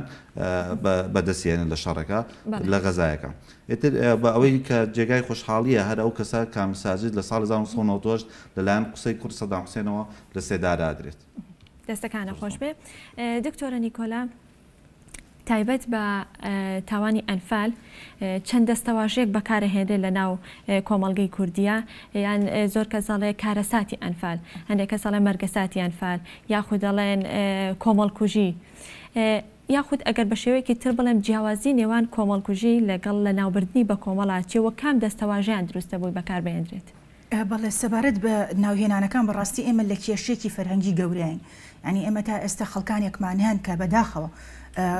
زۆر جار پسپۆریشن لە بواری یاسایە لە بوارێکی دیاریکراوە تا ئێستاش ئەڵەت کارەساتی ئەنفال لە کاتێکا وشەی کارەسات ئەگەر بێتە سەر فەرهەنگی زمانەوانی و بەکارهێنان لە کوردیا زیاتر بۆ ڕووداوانەیە کە سروشتین، بەڵام کاتێک کە تۆ بە یاسا ینی چارچەوەیەکی یاسایی نییە تا تۆ ناولێنانێکی دیاریکراوی بیت ئێمە سەبارەت بە وشەی کارەسات، بەڵام ئەگەر ئێمە بینە سەر تاوانی ئەنفال تاوانیەکە تەنها لە ئاستینە ناوخۆیان تاوانیە بەڵکو لە ئاستینە و دەوڵەتیە تاوانە بە تاوانی جینۆسایدی هەژمارەکری، ینی ممکن نییە ئێمە تا ئێستا هێشتا خۆمان لە کێشە فەرهەنگی و زمانەوانیەکان ڕزگار نەکردووە، بابەتێکی زۆر گرنگە. مەفروزە جارێن ناونانەکان ڕاست بێت لە شوێنی خۆیان ناونانەکان ڕاست بێ ئەجا بینە سەر بابەتەکانی ترکە لە ڕووی یاسایی بیوروژێنین بە هەمان شێوە کۆمەڵی وشەی تر بەکارهێنین کە بەڕاستی ئەمانە لە ڕووی یاسایی و هەمووی هەڵەیە یەکێک لە وشانە کە بریتە لە کۆمەڵکوژی کە لە بنەڕەتە خۆی بریتە لە ناوبردننی بە کۆمەڵ، چون کۆمەڵکوژی ئەشەیە کۆمەڵێک بکوژریان لە ڕووی ئەنجامدانی تاوانەکە ئێمە ناڵین کۆمەڵکوژی تاوانی کۆمەڵکوژیش تاوانە، بەڵام ئەوی کە قسەی لەسەرەکەین ئێمە بریتە لە فەرهەنگی زمانەوانی لە ڕووی کۆمەڵایەتی و تەنانەت یاساییشەوە کۆمەڵکوژی ئەشێ ئەو کۆمەڵە کەسە کۆمەڵێک کەسی جیاواز بێ بکوژرێ بۆ نمونە بەشێکی عەرەب بێ بەشێکی تورک بێ فارس بێ کورد بێ یا هەر نەتەوەیەکی تر بێ ئاینیان جیاواز بێ نەژادیان جیاواز بێ، بەڵام کاتێک کە تۆ من ئێمە سەرباسی لە ناوبردننی بە کۆمەڵ یا پاکتاوکردنی بە کۆمەڵ کە ئەمە بریتێ لە تاوانی جینۆسایت ئەبێ ئێمە زۆر بە وریایی ئەو دەستەواژانە بەکاربێنین، ئەمە بەڕاستی هەڵێکی یاساییە کە زۆربەی خەڵکانی ئێمە بەداخەوەتی ئەکەون، ئەوەش من لە دوور ڕوانگەوە ئەیبینیم یەکەم ئێمە ئاگامان لە زمانی قسەکردنی خۆمان نیە، دومینیان نەشارەزایبوونە بەڕاستی لە چوارچێوە یاسایەکە ئەگەرنا ئەو دوو پرۆسەیە دوو بابەتی زۆر جیاوازن، کۆمەڵکوژی ئەشێ جینۆسایت نەبێت نەک ئەشێ هەر بێگومان جینۆسایت نییە، چکە تۆ یەکێک لە بنەما سەرێکیەکانی کە بریتە لە ناوبردننی کۆمەڵێک کەس کە ئاین ڕەگەز نەتەوەیان جیاوازە ئەم خاڵە کە ئینتیفائی کردکە نەبوو کەواتە ئەمە تۆ ناتوانانی بخیتە قاڵبی جینۆسایدەوە، بەڵام کەوتێت لە ناوبردننی بە کۆمەڵ یا پاکتاوکردنی بە کۆمەڵ ئەمە بریتە لە بنەما سەرێکیەکەی تاوانی جینۆسایت. باشە دکتۆرە کەواتە چۆن ئەو دەستەواژانە لە یاسای یاخود بڵێ یاسای پەرلەمانی کوردستانە جێبکرێتەوە یاخود ئەم زاراوانە جێبکرێتەوە؟ بەڵێ ینی ئەوەی کە هەیە لە پەرلەمانی کوردستانە و تەنانەت لە عێراقیشان من ئەو هەڵەیەن بینیوە هەمووکو ناوهێنانی کارەسات هەمووکو ناوهێنانی کۆمەڵکوژیەکە ئەمە ئەکرێت چۆن ئێمە لە پەرلەمانە بە یاسا وشە ئەگۆڕین یا بە بڕیار وشەیەک ئەگۆڕین بەڕاستی پێویستە ئاستی هۆشیاری یاسایی خەڵکانی ئێمە چ لە ڕوبەری گشتیا وچ ئەو بەڕێزانی کە ئەشە ناو پەرلەمانەوە لە ئاستێکا بێت کە بتوانن جیاکاریکەن لە نێوان ینی لایەنی یاسایی بوونی ئەم زاراوانە ئەبێت وشەکان زۆر بە وریایی لە شوێنی خۆیان بەکاربهێنرێ، ئەمە ژیا ئەوە تا ئەکرێت لە پرۆتۆکۆلەکانی پەرلەمانە یا بە بڕیارێکی پەرلەمان ئەم وشانە لە بری وشەی کۆمەڵکوژی کە تا ئێستا چی بڕیار و یاسا دەرکراوە هەر هەمووی بگۆڕێ بە وشەی پاکتاوکردن یا لە ناوبردننی بە کۆمەڵ. بەڵێ دەستەکانە خۆش بێ. مامۆستا هەژار ئەمەیەتەوە بپرسم سەرجەم ئەو ڕووداوە مێژویانە یاخود ئەو نەهامەتیانی کە بەسەر گەلی کووردا هاتووە گرنگیەکەی لە چیدا ئەگەر بە دۆکۆمنت بکرێ؟ هەر لە ڕاپەڕینەکانەوە یاخود لە کیمیابارانەوانەوە ئەم ڕۆژکە ساڵیادی ئەنفالە گرنگێکی لە چیە ئەگەر بە دۆکۆمنت کرێ؟ بڵێ بەس من حەزەکەم پێش بێ وڵامی پرسیارەکەت دەمەوە تێگی قسەکەی دکتۆرە نیکۆڵاکەم من بەداخەوە ئەمڕۆ دوای 32 ساڵ هەنێ لە کەناڵە فەزایەکان کەناڵ ئاسمانی کوردیەکان سێنکە وشەی کارەساتم بینی یاخود وشەی کۆمەڵکوژیم بینی حقا یعنی ئەلێرۆ لەم شاشە جوانیەوە پێشنیارەکەین هەر ئەم ڕۆژکار هەر کەناڵێکی فەزای هەر ڕاگەیاندن کە نووسیتی ئەبێت وەکو دکتۆرە نیکۆڵا ئاماژەی پێکرد حقا بنووسێت تاوانی جینۆسایت چونکی هەتا ئەمڕۆ تاوانی جینۆسایت بە گەورەترین و ترسانترین تاوان دانرێت بەرامبەر بە مرۆڤایەتی کە ئەنجامەدرێت و هیچ تاوانێک لە تاوانی جینۆسایت گەورەتر نییە بۆ ئەوەی ئێمە بۆ وەڵامدانی پرسیارەکەت لەسەر ئەمەشەوە بۆ ئەوەی ئێمە بە هەم بە لەسەر ئاستی نێودەوڵەتی و لەسەر ئاستی ناوخۆیی کاری لەسەر بکەم تاوانێکی جینۆسایدە پێویستمان بە بەڵگەیە. باشە پێویستمان بە بەڵگەیەک ئێمە دەکچینە دادگا لە دادگای نێودەوڵەتی بێەوە دادگای باڵای تاوانەکانی عێراقیش کە چین بەڵگەکان و شاهیدەکانمان بێت پێویستمان بچێ بە دۆکۆمنتکردنا کەواتە ئێمە بەداخەوە بینی زۆرێک لە ئازانمان زۆرێک لە شاهیدە زیندوەکانمان کە لە پرۆسی ئەنفالە لە پرۆسی تاوانی ئەنفالە بەشداری بوون زۆریان وفاتیان کرد ئەمە ئەکرا ئێمە کاری زیاترمان لەسەر بکردای بە دۆکۆمنتمان کرا وەک بەڵگە وەک مێژووی چونکی ئێمە کە بەیانی بچینە هەر دادگایەک هەر شوێنێک کە سکاڵای خۆمان تۆمارکەین ئەم تاوانە بە جینۆساید ناسیێنە سەرەتا پێویستمان بە دۆکۆمنتە و بۆ ئەوەی بمێنێتەوە و دیارە حکوومەتی هەرێمی کوردستان لە پلان و لە پرۆژەیە وەکە بین لە ئێستا لە ئاسی زانکۆکانە و دروستکردنی مۆنومنتەکان و لە ئاسی زانکۆکانی بە تایبەتی زانکۆی چەرمەوە زانکۆی هەڵەبجە و زانکۆی سۆران و خەریکن مەسەن یەک وانەیەکی تایبەتیان تانا بە ناوی وانەی جینۆساید کە باسی لە وانەی جینۆساید باسی پرۆسی ئەنفالە خوێندرێت و هەروە کیمیابارانی هەڵەبجە و هەروەها بەشێکدانراوە چۆنەتی دۆکۆمنتکردن و نووسینەوەی ئەو تاوانە هەم لە ڕۆی یاسایەکەەوە هەروە لە ڕۆ مێژوویەکەەوە هەروە لە ڕۆ ژینگەیەکە و ئابوووریەکەوانەوە کە پێویستە ئێمە کاری لەسەر بکەین چونکی ئەمە ئەگەر ئێمە سەیری وڵاتانی تریشکین سەیری ڕابردووی وڵاتانی پێشووکەین سی ئەرمەکەین بە ئامانشێ بۆ قۆناغای ڕۆشتون کە هەتا ئەمڕۆ ئەبینی دوای 4 ساڵ فەڕەنسا تازە ساڵ لە 2019 ئەرمەن کە دانیپیانەیە لەسەر ئەو بەڵگانە و لەسەر ئەو دۆکومنتانی کە کراوە کە تاوانی ئەرمەن بە جینۆساید دەناسیێنێت بۆیە ئێمە هێشتان ئەتوانین بڵێن لە قۆناغێکی باشن ئەکرێت پلانمان هەبێ حکوومەتی هەرێمی کوردستان لە دوای 32 ساڵ پلانی باشتری هەبێت پرۆژەی باشتری بێت بۆ دۆکۆمنتکردن ئەبینی مەسەن ئێستا لە زانکۆکانە سنتەر کراوەتەوە مەسەن دۆکۆمنتکردنەکە ئەوەیە کاتی لەگەڵ شایدەکان ئێمە دواتر باسە لایەنە ئەکادیمەکەیەکەین بەس ئەمێ بزانم لە ناو لە هەرێمی کوردستانە لەلایەن حکوومەتی هەرێمی کوردستانەوە تاوانی ئەنفال بە جینۆساید ناسێنراوە خۆی تاوانی من باس لە عێراقیشەکەی باشە بەس من پێم خۆشە باچینە سەر قۆناغێک دیارە لە دوای پرۆسی ئازادی عێراق ساڵی 2023 لە ساڵی 2005 ئەنجومەنی نوێنەرانی عێراق دروستە بێت ئەم ئەنجومەنە بڕیاری دروستکرد دامەزرانی دادگایەکە بە ناوی دادگای باڵای تاوانەکانی عێراق خۆشبەختانە ئەم دادگایە کە دروستە بێ پێکێنێ بۆ دادگاییکردنی سەرانی ڕژێمی پێشوو و ئەم دادگایە وەک بینیمان کە لە ساڵی 2006 دەستی بە دانیشتەکانی کرد لە خودی سەدام حوسێن و ئەو هەواڵە باسیەکانی لە قەفەزی زیندانەبوون لە بەردەم دادگا ئامادە بوون بۆ تاوانانی لە ساڵ 1968 تا نۆی 5 ساڵی 2003 کە ئەنجام درراو لایەن ڕژێمی پێشووە بینمان تاوانەکانێک یەکەم دۆسەی دووجێل بوو دوای دۆسەی ئەنفال بوو دۆسەی هەڵەبجە و قڵازێ و ئەمانەوە زۆرێک لە دۆسیەکان لایەنە باس کرا و خۆشبەختانە توانیتی یەکێک لەو دۆسیانە دۆسەی ئەنفال و توانیتی دادگا بە ئەم تاوانە بە تاوانی جینۆساید ناسێنێ ئەمە بەڵگی کە لەو بەڵگە گرنگانەی کە ئێمە کورد دەتوانین و هەروە حکوومەتی هەرێمی کوردستان و نوێنەرانی کورد کە ئیشی لەسەر بکەن کە ئێمە بەڵگەیەکمانێک کە بڕیاری دادگایە لەسەر ئەم بڕیارەکەم تاوانە تاوانێکی جینۆسایدا و دوای ئەوە ئەنجومەنی نوێنەرانی عێراق لە ساڵی 2008 بامان شێوە تاوانە بە تاوانی جینۆساید دەناسێنێ و لە ببوورە لە شەشی لە مانگی 6 2007 لە 26 2007 ئەوەی بڕیاری دادگا دەرەچێکم تاوانێکی جینۆسایدە لە 4 وەگەم ڕۆی 2008 پەرلەمانی کوردستان ئەم تاوانە بە تاوانی جینۆساید دەناسێنێت وەک ئەیناسێنێت بە بەڵکو یاسای جینۆسایدمانە بە هەمان شێوە پەرلەمانی کوردستان ئەم تاوانە بە جینۆساید دەناسێنێت وەک بڵێ بەڵێ دیارە ئەکرێت من پێشنیارەکەین و لەگەڵ دکتۆرەشان ناقەشەوەمان کردووە ئەکرێت لەگەڵ زانکۆی هەڵەبجەش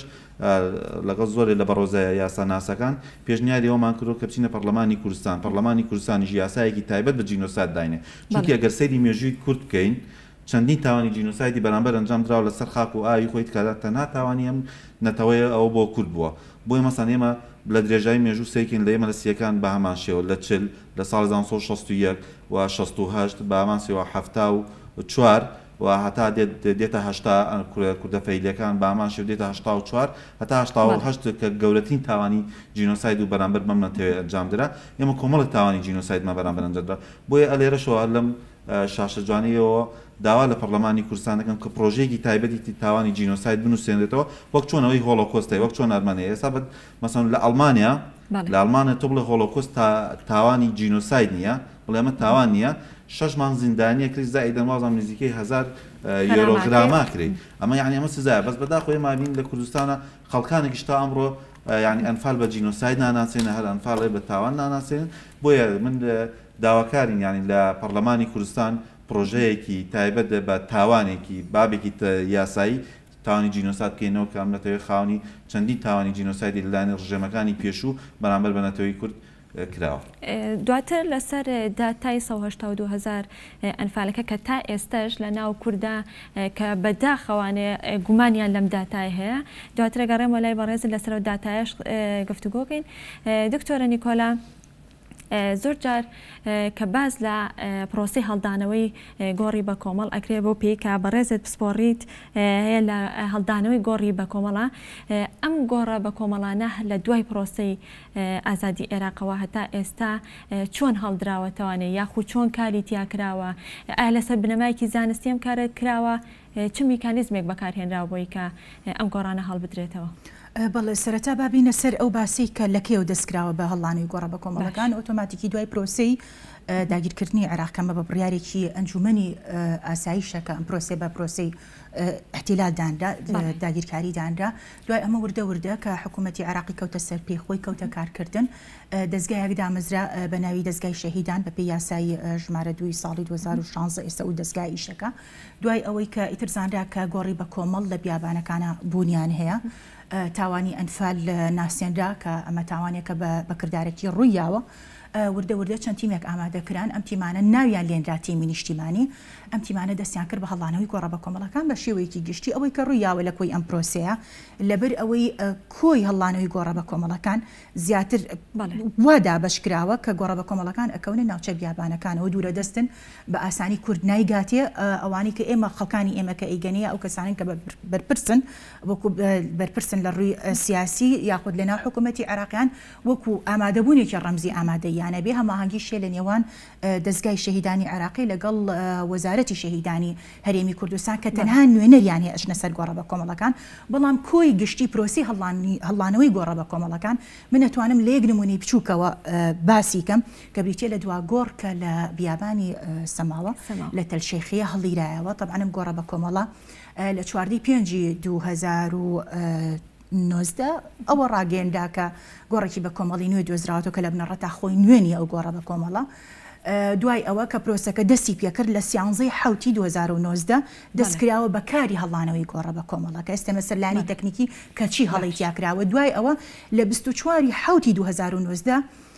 ئەویان ڕاگەیاند کە گۆڕی بە کۆمەڵ هەڵدانەوەکەی تەواو بووە ئەمە بێ لەوەی کە لێدوانیدا سەرەتا 75 ڕوفاتە دوای بەرز بۆ 171 ڕوفات کە ئەمەش خۆی لەخۆیان خەلەلی تەکنیکی و یاسایی و کۆمەڵلانی تر ئەگرێتە خۆی کۆی هەڵانەوەی گۆڕە بە کۆمەڵەکە ئەگەر لە ڕووی تەکنیکی و یاساییەوە سەیریکەین سەرجەمیان غەڵەتە من لەسەر داوای کاک تەیموری ئەنفال کە خۆی ڕزگار بووی ئەو گۆڕە بە کۆمەڵەیە لە ئەوروپاوە گەڕامەوە بۆ کوردستان و لێشە بۆ سەماوە طبعاً بەخۆبەخشی من ئەو کارانم کردووە کە چوونەتە سەر چۆنمەتە سەر گۆڕە بە کۆمەڵەکە بینیومە ئێسک جێ هەڵدراوە قژیان جێهێشتووە دان جێ هەڵدراوە کە مادەی ئۆرگانی مرۆڤن فیشەکم هەڵگرتوتەوە لەگەڵ قەوانە لە هەمان کاتە دەستبن کە ئەوانی دەستی قوربانیەکانی پێبەستراوە لە هەمان کاتە کەوچکی چای مناڵ کە فیشەک پێکاوێتی جزدانی خوێنەوی ئەمانە هەمووی دۆکۆمنت کراون من داوام لە کاک تەیمور کردووە کە بۆ پیکە من پسپۆریەکەم هەڵگرتنەوەی بەڵگەی تاوانیشە لە گۆڕی بە کۆمەڵە داوام لێ کردووە کە من هەڵی ئەگرمەوە ئەو بە دەنگی خۆی قسە بکات و وەکو ڤیدیۆ دۆکۆمنت کرێ و تەنانەت بەشێک لە لمی بیابانەکە کە هی گۆڕە بە کۆمەڵەکەیە بۆ پیکە مادەی ئۆرگانی مرۆڤی تیاشی بۆتەوە بۆی وەکو بەڵگەیەک بانی دووبانی نەڵێن نەچوونەتەوە فعلەن ئەمەش ڕوویا لە کاتی دادگاییە کە ئەمانە بێ بە بەڵگەیەک و کە دۆکۆمنت کرێ کۆی ئەم پرۆسەی کە ڕوویە ئەمانی کە هەمووی من باسم کرد لە جێمانی ئەم شتانە لەوەی کە من لە 23/8 چوومەتە سەر گۆڕە بە کۆمەڵەکە بە پێچەوانی یاسای پاراستنی گۆڕە بە کۆمەڵەکان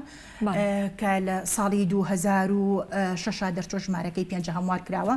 و لە هەمان کاتیشا بەپی ڕێنمایی ئاسانکاری جێبەجێکردنی ئەو یاسایەکە ژمارەکە 1 ساڵی 2007 ئەم یاسا پێشێل کراوە یاسای ناوخۆیە لە هەمان کاتە چەندین یاسای تری ناوخۆی پێشێل کراوە یاسانی و دەوڵەتەکانی شەر لە بواری هەڵانی گۆڕی بە کۆمەڵ و بە جینۆساید ناساندنە ئەمانە هەر هەمووی پێشێل کراوە ئەمەی کە ڕوویاوە پرۆسەیەکی نایاساییە ناتەندروستە تەنانەت لە ڕووی پزیشکیەوە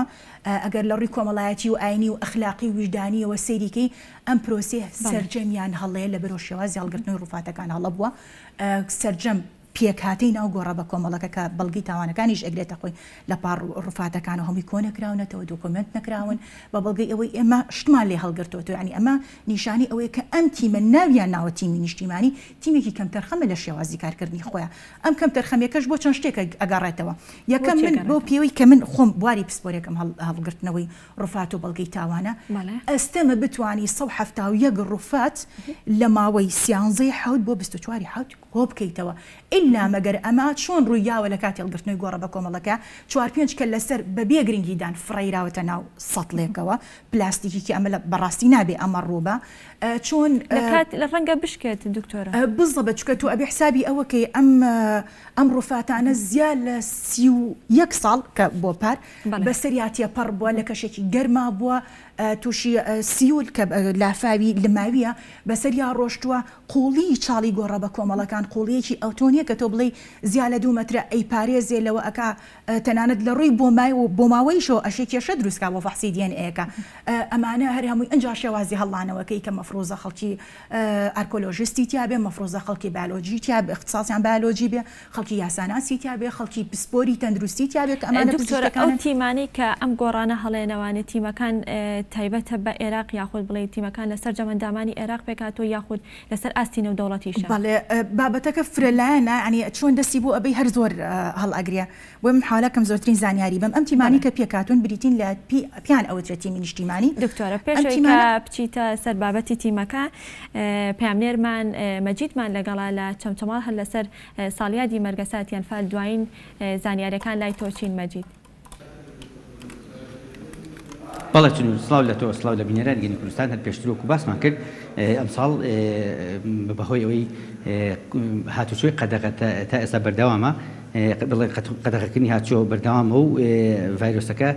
تا ئێستا مەترسیەکەی تەواو نەبووە کۆتایی نەهاتووە لێرە ئەو مەراسیمی چواردەی چوار کە ساڵان نەکرێتەوە ئەنجام نادرێت بەڵام وەکو باسمان کرد لە ئەمڕۆ کۆمەڵێک لە ئەندامانی پەرلەمان سەرۆکی پەرلەمان یاخود لە وەزیری شەهیدان کۆمەڵێک وەفدیتر بۆ دانانی تاجەگوڵینە تا چەند ساتێکی تستەدانی ئێرە دەکەن و تاجەگوڵینەکانیان لەسەر گڵکۆی بڵین لەسەر ڕوفاتی ئەنفالکراوان دادنێن یاخود لەبەر دەمۆنومنتی ئەنفالی دادنێن بەڵام ئەوەی کە ئەمڕۆ پێویستە باس بکرێت ساڵی یەکجار یاد دەکرێتەوە ئەم یادی ئەنفال کەسوکاری شەهیدان کەسوکاری ئەنفالکراوان ساڵانە لەم ڕۆژەدا چاوەڕێی مژدەیەکن چاوەڕێی ئەوەن گۆڕانکاریەکی یاخود داواکاریەکانن جوابێکی درابێتەوە هەروەک خۆیان دەیڵێن بەڵام ئەوەی کە ئەوان باسی دەکەن دەڵێن ئەمڕۆ یاد دەکرێنەوە بەیانی لە یاد دەکرێن بزانین ئایا حکوومەتی هەرێمی کوردستان توانیوێتی داواکاریەکانیان کە یەکێک لەوان گرنگترینیان هێنانەوەی ڕوفاتی ئازیزانیانە کەس ساڵانێکە 32 ساڵە ئەوان چاوەڕێی ئەو ڕۆژن کە ڕوفاتی ئازیزانیان بێتەوە زێدی خۆیان ئێمە ئەمڕۆ لێرە ئەدیب لەتیف بەڕێوەبەری مۆنومنتی بەڕێوەبەری بڵێن گشتی شەهیدان و ئەنفالکراوانی سلێمانی لەلامان میوانە دەمانەوێت بزانین ئایا پەیامی ئەوان تا ئێستا گەیشتووە ئایا چەند گاویکەن بۆ ئەو پەیامناوە کاک ئەدیب سڵاو لێبێ بەڕێستان سەرەتا سەری ڕێز و نەواشەس بۆ سەرجەم شەهیدانی کوردستان و جینۆسایدکراوان دادەنێنین هیوادارین لەم ڕۆژەدا خانەوادەی سەربەرزی شەهیدان تەندروست باش بن و دوور بن لە هەموو ناخۆشی و مەرگەسات و کارەساتێک ئەمڕۆ چەند کەسوکارێک چەند کوڕ ئەنفالێکمان دوان داواکاری سەریکیان ئەوەیە ڕوفاتی ئازیزانن بێتەوە ئیتر لە چاوەڕوانی دەست پێشن و بتوانن هەفتانە جارێک بەلانی کەم سەردانی مەزاری بڵین ئازیزانیان بکەن ئایا هەنگاونراوە ئایا هیچ کارێک کراوە لەنان حکوومەتی هەرێمی کوردستانەوە کە بتوانن ڕوفاتەکان بێننەوە من سەرەتامەوە بڵێم داوا لێبوردن لە خانەوادەی سەربەرزی شەهیدان و جینۆسایدکراوانەکەین کە نەمانتوانی ئەمڕۆ لە یادی 32 ساڵەی مەرگەساتی ئەنفال بکەینەوە بە بەهۆی پەیوەندبوونی وەزارەتمان و دووربوونی خانەوادەی سەربەرزی شەهیدان لە نەخۆشی و لەو نەخۆشیی کە بڵاو بووتەوە بەڵێ ئێمە وەکو وەزارەتی کاروباری شەهیدان و ئەنفالکراوان بەردەوام لە هەوڵی خۆمانین بە تایبەتی بۆ هێنانەوەی ڕوفاتی ئازیزان هەر بۆ زانیاری هەموو لایەک ئێمە تیمێکی نیشتیمانی پیا دروست بووە ئێستا لە وەزارەتی ئێمە و موسسەی شەهیدی بەغا و طوبعەدلی عێراق بۆ هەڵدانەوە و کنەکردن گەڕان بە دوای ڕفاتی ئازیزانە لە بیابانەکانی عێراق. بەڵێ ئێستا ئێمە لە مانگی 4 ئامادە بووین کە 170 ڕوفاتی ئازیزان بگەڕێنینەوە بۆ زێدی خۆیان، بەڵام بەداخەوە بەهۆی دروستبوونی ئەو زروفە نەمانتوانی بیگەڕێنینەوە. لە هەمان کاتا چەند گۆڕێکی تریش هەیە ئێمە لە هەوڵی کنە و پشکنینان بوویان بۆی بتوانین ڕوفاتەکانیان بگەڕێنینەوە بۆ زێدی خۆیان. تا هیچ کاتێکی دیاریکراو نییە بۆ گەڕانەوە. ئەگەر ئەو زروفە نەهاتایەتە پێشەوە ئێستا ئێمە لە مانگی 4 170 ڕوفاتمان ئەگەیانەوە زێدی خۆیان کە پێکهاتبوون لە ژن و مناڵ. بەڵێ سپاس بۆ ئەدیب لەتیف بەڕێوەبەری گشتی کاروباری شەهیدان و ئەنفالکراوانی سلێمانی. بەڵێ سنوور ئەمەش یەکێک بوو لەو داواکاریانەی کە کەسوکاری شەهیدان ساڵانێکە لە درێژەی ئەم 32 ساڵە ئەوان چاوەڕێن کە ڕوفاتەکانیان بێتەوە دڵنیا بنەوە لەوەی کە بەڕاستی ئەنفال کراون و نەماون. بەڵێ من دێمە لاتە نەگەر پرسیارەکە. سپاس بۆ پەیامنێرمان مەجید کە بەشێکی ڕاستەوخۆ لە چەمچەماڵ لەگەڵمان بووی. سپاس بۆ تۆ، سپاس بۆ میوانەکەت. بەڵێ عزیزانە گەڕێمەوە لای میوانەکەم. دکتۆرە نیکۆلا پێشێک کە بچینە لای پەیامنێرمان مەجید باسمان لەوە کرد کە ئەو تیمانی کە گۆڕە بە کۆمەڵەکان هەڵێنەوە لەسەر ئاستی عێراقن ئەندامەکانی یاخود لەسەر ئاستی نێودەوڵەتی. بەڵێ سەبارەت بۆ تیمانی کە ناویان لێناوە تیمی نیشتیمانی تەبانەمە بەپی یاسای پاراستنی گۆڕە بە کۆمەڵەکان کە پێشتر ئاماژەم پێ ئەم تیمانە پێک ئەهێنرێت. نوێنەری وەزارەتی شەهیدان و ئەنفالکراوانی کوردستانی تایە و نوێنەری چەند دام و دەستگا و لایەنێکی جیاوازی حکوومەتی فیدراڵیشی تایە. ئەم تیمە پێویست وایە کە کەسانی پسپۆر بگرێتە خۆی هەم لە کەسانی یاسایی هەم کەسانێک کە پزیشک بن یعنی لە پزیشکی دادوەریەوەیەن، هەم کەسانێک کە لە ڕێکخراوەکانی مافی مرۆڤ بن یا چەند لایەنێکی تر کە ئەمانە لە زیاتر لە یەکە کارگێڕەکانی ئەو ناوچێن کە گۆڕە بە کۆمەڵەکەی لێ ئەدۆزرێتەوە. بەڵام ئەوەی کە لێرەیە من حەزەکەم ئاماژەی پێ بم بەڕاستی ئێمە دوو ئەندە ئەم تیمەی کۆتایی کە پێکێنرا بۆ هەڵدانەوەی گۆڕە بە کۆمەڵەکەی سەماوە دوو ئەندامی کوردی تایە کە بەداخەوە ئێمە کاتێک کە ئەندامە کوردەکانمان دوان کە گلەی و کێشە و ناڕزایەکانمان پێگەیاندن بەڕاستی تۆ نابێ ئەبەم جۆرە شێوازە قبوڵی کە سوکاری خۆت با ڕاستە خۆ دایک و خوشک و برا و باوک و مناڵی من و تۆ نەبێ، بەڵام ئەمانە بریتین لە کەسوکاری ئێمە هاونەتەوەی ئێمە هاوزمانی ئێمە ئەگەر ئەمەش کۆمان نەکاتەوە خۆ مرۆڤ بوون کۆمان ئەکاتەوە نە ئەبوایە ئەوان بواریان باە وەکو ئەندامی تیمەکە وەکو نوێنەری وەزارەت کە وەزارەت پێویستەکە ببێت بە داکۆکی کار بەپی یاسای وەزارەت خۆی بەپی یاسای تاقانەکانی جینۆسایدە بەپی یاسای کەسوکار و امتیازاتی کەسوکاری ئەنفالکراوان و شەهیدانە ئەبووە وەزارەت خۆی پارێزەری بەرژەوەندی و ئەو گۆڕە بە کۆمەڵە و کەسوکاری جێماویان بووە. ئەم ئەندامانی کە لە تیمەکان کاتێک کە پێمانوتن ئەم شتانەتان لە دوا جێماوە هەموو وەڵامەکانیان بۆ ئێمە ئەوە بۆ طبعاً ئەمە کەمتەرخەمی ئەوانیش دەرەخا بەڕاستی چکە ئەندامێکە لە تیمەکە و بەرپرسیارەتی ئەو تیمانە بریتێ لە بەرپرسیارەتێکی هەماهەنگی ینی هاوکۆمەتی ئەوی کە پێوتری مەسئولیت تەضامنیە سەرجەمیان ئەگرێتەوە بۆ ئەوانیش کەمتەرخەم بوون لەو بابەتە. بەڵام کاتێک کە ئێمە ڕوبەڕووی ئەومان کردەوە کە ئەم بابەتانەمان لێ دۆزیوەتەوە بە پیشاندانیش پیشانمانە هەموو وەڵامەکان ئەوەیە کە ئەوان هەست بەوە ئەکەن کە هاوڵاتی دەرەجە دوون دەستگای شەهیدانی عێراقی گوێیان لێ ناگرێ.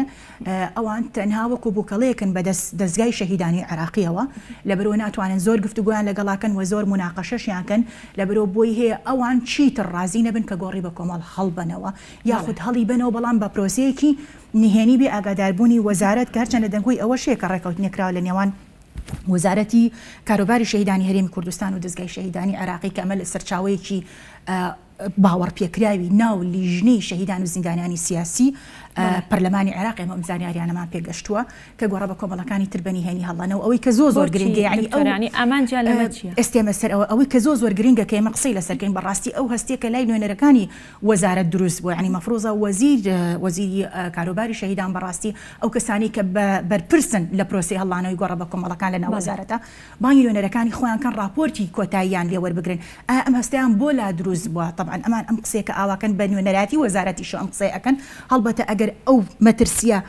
بەڕاستی بریتی بێ لەو مەترسی کە لەلای ئەوانە دروست بووە ئەمە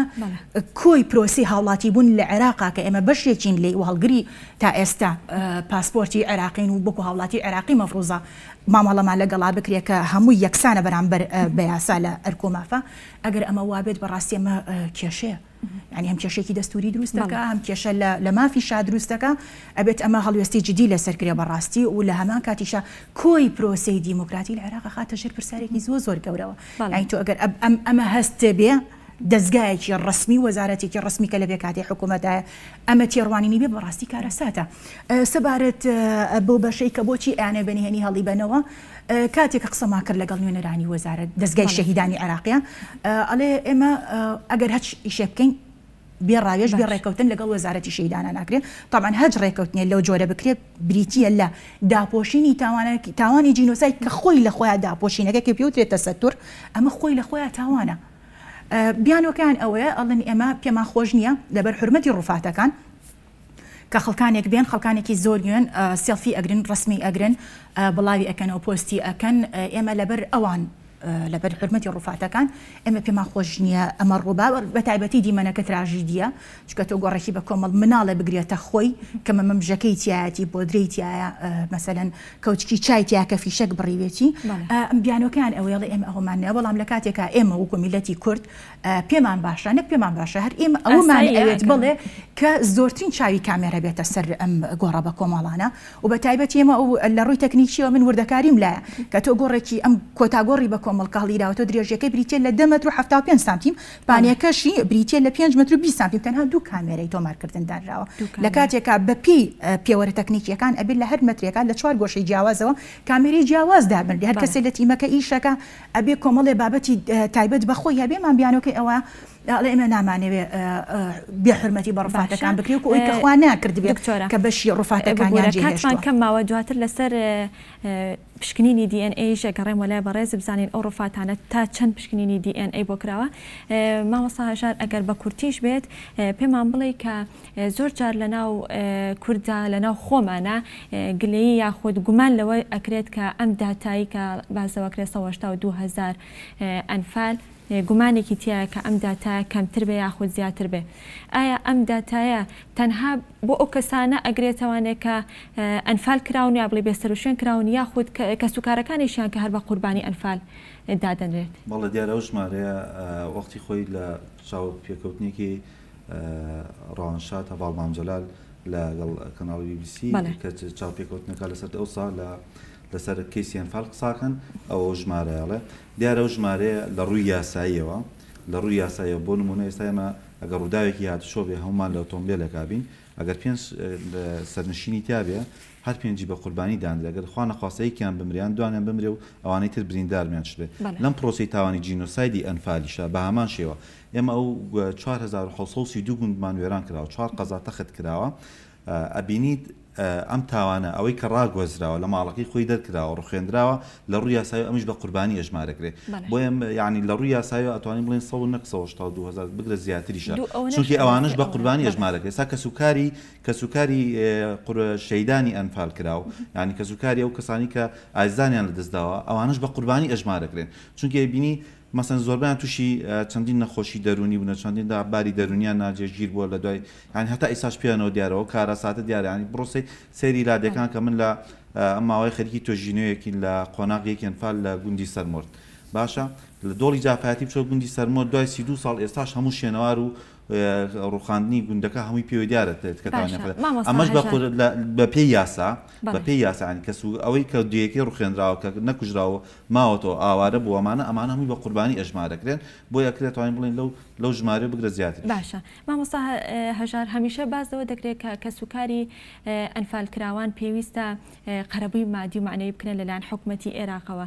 قەرەبووە مادیەکە ڕوونە دیارە بەڵام قەرەبووە معنەویەکە چی ئەگرێتەوە من پێم خۆشە ئاماژە بە شتێک بکەین ئێمە بگەڕێنەوە سەر و ئێمە بڕیاری دادگامان هەیە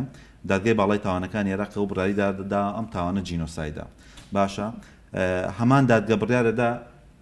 لەسەر کەیسی دوجێل کەیسی دوجێل ئەم کەیسە لەبەری کەیسێکی عەرەبیە بەداخەوە هەر لەو دادگایش بڕیارەکەی دەرەچێت ئەم کەیسە تەعویزەکرێنەوە باشە قەرەبووە کرێنەوە هەم مادی هەم معنەوی ئەوەیە هەر وەفاتێکی ئەم کەیسەکە لە دوجێل لە ناوچووە بە $2 دلار خەمەندرێت و هەر کەسێک شتی لە ناوچۆ لە سایارە لە مەکاین لە ماڵ هەمووی قەرەبووە کرێتەوە ئەم کەیسی یەکەمە کەیسی دۆم کە کەیسی ئەنفالە تا ئێستا بەداخەوە حکوومەتی هەرێمی کوردستان دیارە دوو لە ساڵی 2013 بە دوو نووسراوی ئاراستەی حکوومەتی عێراقی کردووە بە ژمارە 1970 بەستا ئێستا وەڵام نەدراوتە لایەنی حکوومەتی عێراق و داوای قەرەبووی کردێتەوە کێمە بڕیاری دادگامانە بوو ئەبێ بە هەمان شێوە بڕیاری قەرەبوو کەسوکاری قوربانیانی ئەنفالکراون دوو قەرەبوو بکرێت مەسەن قەرەبووی مادیەکە ئەوەی کە خوێنی شەهیدەکانیانەوە وهروها ئێمە شتێکی تریشمان بیر نەچێ لە مادەی 75 یاسای دادگای باڵای نێودەوڵەتیدا باشی شێوازی قەرەبوونکردنی تاوانی جینۆساید دەکات چونکە ماڵێن تاوانە جینۆسایدە بەهان شێوە سێ ڕێگایدانا یەک ئەوەیە کە گێڕانەوە واتە گێڕانەوەی بارودۆخە بۆ پێشخۆیەوە گێڕانەوە و ماڵ و سەروەت و سامانەی کە و کەسانی لەدەستیاندا بۆیان بژێڕێتەوە و مافی هاونیشتیمانیانی کە پێشتر هەیان بۆ نازنامە بۆ پاسەپۆرت بۆ هەشتێکی تر بۆ ئەو مافیان بۆ جێڕ یەکەم بە شێوەی گێڕانە دوو ئەڵێ قەرەبووی داناوە لە ڕێکاری دووەمە قەرەبووی داناوە قەرەبوو بۆ ئەگەر هات ئەو شتانە لە ناوچوو بوون یاخود کەسەکە شەهید بوو بێت یاخود کەرەسەیە ئەو بواری مادی و باخ و ڕز و باخ و شتانی کە ناوچوونە ئەو بەداخۆی مابین لە پرۆسی تاوانیان فعالە زۆر گەورە بوو چەندین هەر لە ڕووی ئابووریە و مەسەن لە ڕووی ئاژەڵداریەوە لە ڕووی کشت و کاڵە و لە ڕووی شتۆ ئەوانش سەرەتێکی مرۆی زۆرمان لە ناوچووە ئەبێ ئەوانش قەرەبوو کرێتەوە پێم خۆشە ببوورە کاتمان زۆر کەما باشمە لای دکتۆرە نیکۆلاش دکتۆرە لەسەر پشکنینی DNA ئەو ڕووفاتانەی کە تا ئێستا دۆزراونەتەوە و هێنراونەتەوە ناو هەرێمی کوردستان هیچ پشکنینێکی DNA بۆ کراوە بەڵێ پێش ئەوی باسی پشکنینی DNA بەڵێ ئەبێ ئەمە یەکشت جاکەینەوە بەڕاستی ئەمە بەداخەوە کە سوکاری شەیتان و ئەنفال ئەمە نازانن دوو داتابیس ئەبێ دروست بکرێت داتابیسێکیان تایبەت بێ بەو ڕووفاتانی کە ئەدۆزرێتەوە پێویست وایە پشکنینی DNA سەرجەم ئەو زانیاریانی کە گرێتە خۆی لە داتابیسی یەکەما بێت داتابیسی دووەم بریتیە لەو داتابیسی کە پێویستە پشکنینی DNA و ئەو زانیاریانی کە پەیوەندیدارن بە کەسوکارە جێماوەکانی قوربانیەکان بگرێتە خۆی یعنی ئەمە بریتیە لە دوو داتابیس هیچ جیاواز کە نەبوونی یەکێکیان کاریگەری نییە لە نەبوونی ئەوەی تر یعنی ئەکرێ داتابیسی ڕووفاتەکان کە سوکاری شەیدانەکە تەبێت ئەوەی تر نەبێت دوای ئەوەی تر دروست بکرێت سەبارەت بۆ ڕووفاتانی کە تا ئێستا هاتوونەتەوە ئەوەنەی کە من دەستگای شەهیدانی عێراقی نوێنەرانی وەزارەتی خۆمانم دوانە بێ تا ئێستا پشکنینی DNA بەپی پێویست بۆ ڕووفاتەکان نەکراوە ئەوەی کە کراوە بریتیە لە وەرگرتنی سامپڵ تکایە با خەڵکی تێبگات وەرگرتنی سامپڵ بریتی نیە لە ئەنجامدانی پشکنینی DNA کە بریتە لە پشکنینی بۆ ماوەی دووشتی زۆر جیاوازە سامپڵەکە وەرئەگرێ ئەی کاتە شوێنێکی تاکیتێکی تایبەتی خۆیەوە هەڵی ئەگرێ بۆی کە کاتێک ئیمکانیت هەبوو بۆیان گونجا ئەو پشکنینە ئەنجام بن ئێستا حکوومەتی عێراقی بەداخەوە تەنها سامپڵەکان وەرەگرێ لە پزیشکی دادوەری بەغدادایانێ بی ئەوەی پشکنینی بۆ ئەنجام بدات دانانی سامپڵەکە زامنی ئەنجامدانی پشکنینەکە نییە لەبەر دووسێشت یەکەم بۆی هەیە ئەو سامپڵانە بە تایبەتی لە عێراقا کە ناوچەیەکی گەرمە بەردەوام لە کێشەیە لە شوێنێکی وەکو بەغدا کە پایتەختە بەردەوام خۆپیشاندانە گرتێبەرانە تێکدانی شوێنەکانە بۆی هەیە ئەو سامپڵانە لە گرتێبەرانێکی پزیشکی دادوەریان نەمێنێت وەکوی کە چەند ساڵێک لەمە پێش لە نەجەف ڕوویە لەبەر ئەوە زۆر پێویستە کە پشکنینی جیاواز بکرێت تەڵام ئەمە حەزەکەم ئاماژە بە یەکشت بەم ئەمە بۆ مێژوو ئەمێنێ ئەمە لە دەرگای چەند کەسێکمانەوە هەم لە ڕووی ئەکادمیەوە هەم لە ڕووی ئیشکردنەوە کە لە پێگەی حکومی فەرمیان ئەمانە وە کەسانی حزبیشی تیا بۆ کەسانێکی تیا بۆ تێکۆشەری دیێرینن پێشمەرگەی دیێرینن کە من بەڕاستی حەزەکەم ئاماژەی پێبەمێکێک لەو کەسانە پێشمەرگە و تێکۆشەری دیێرین جەنابی کاک محمود سەنگاویە کە بەڕاستی من بابەتەکەمان کاتێککە پێگەیان بەج لە کوردیەکانی خۆی تا ناو قەسری سەلام لەگەڵمانە هاتووە قسەمان لەگەڵ جەنابی سەرۆکۆماری عێراق کە نوێنەرایەتی هەموو گەلی عێراقەکە و پۆستەکەش پۆستیکی عێراقیە و جەنابیشان کوردن ئێمە بابەتەکەمان تێگەیانوە کە ئەم خاڵانە لە دەرەوەی یاسا و لە سنووری دەسەڵاتی یاسایی خۆیان داواما کردووە کە هەمووکو سەرۆکۆماری عێراقی ئێمەش هاوڵاتیانین هاوڵاتی عێراقین هەمووکو کوردێک هەڵوێستی مێژووی خۆی بنوێنێ بەڵێنی پێیاوین بەڵام جارێ بەڵێنەکە دەرەنجامەکەیمان نەبیوە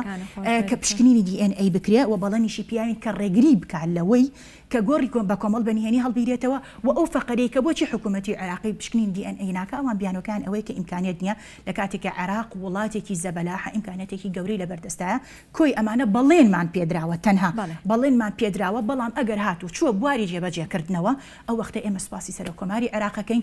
نەک ئێمە ئەو کەسانی کە سوودمن دەبن لە کۆی پرۆسەکە بە هاوڵاتیانی کورد و عەربیشەوە سوپاسی ئەەکەین و ئەرکێکی مێژووی خۆی بەجێهێن. دەستەکانە خۆش بێت دکتۆرە، زۆر سپاس بۆ ئامادەبوونتان، سپاس بۆ سەرجەم زانیاریەکانتان، زۆر سپاس بۆ دکتۆرە نیکۆلا ئەشرەفشالی و مامۆستای زانکۆ و سپۆڕ یاسای نێودەوڵەتی و هەڵدانەوەی گۆڕی بە کۆمەڵ و مامۆستا هەژار بەرزنجی مامۆستای زانکۆ و سپۆڕ یاسای نێودەوڵەتی و تاوانی جینۆسای. سپاس بۆ ئامادەبوونتان.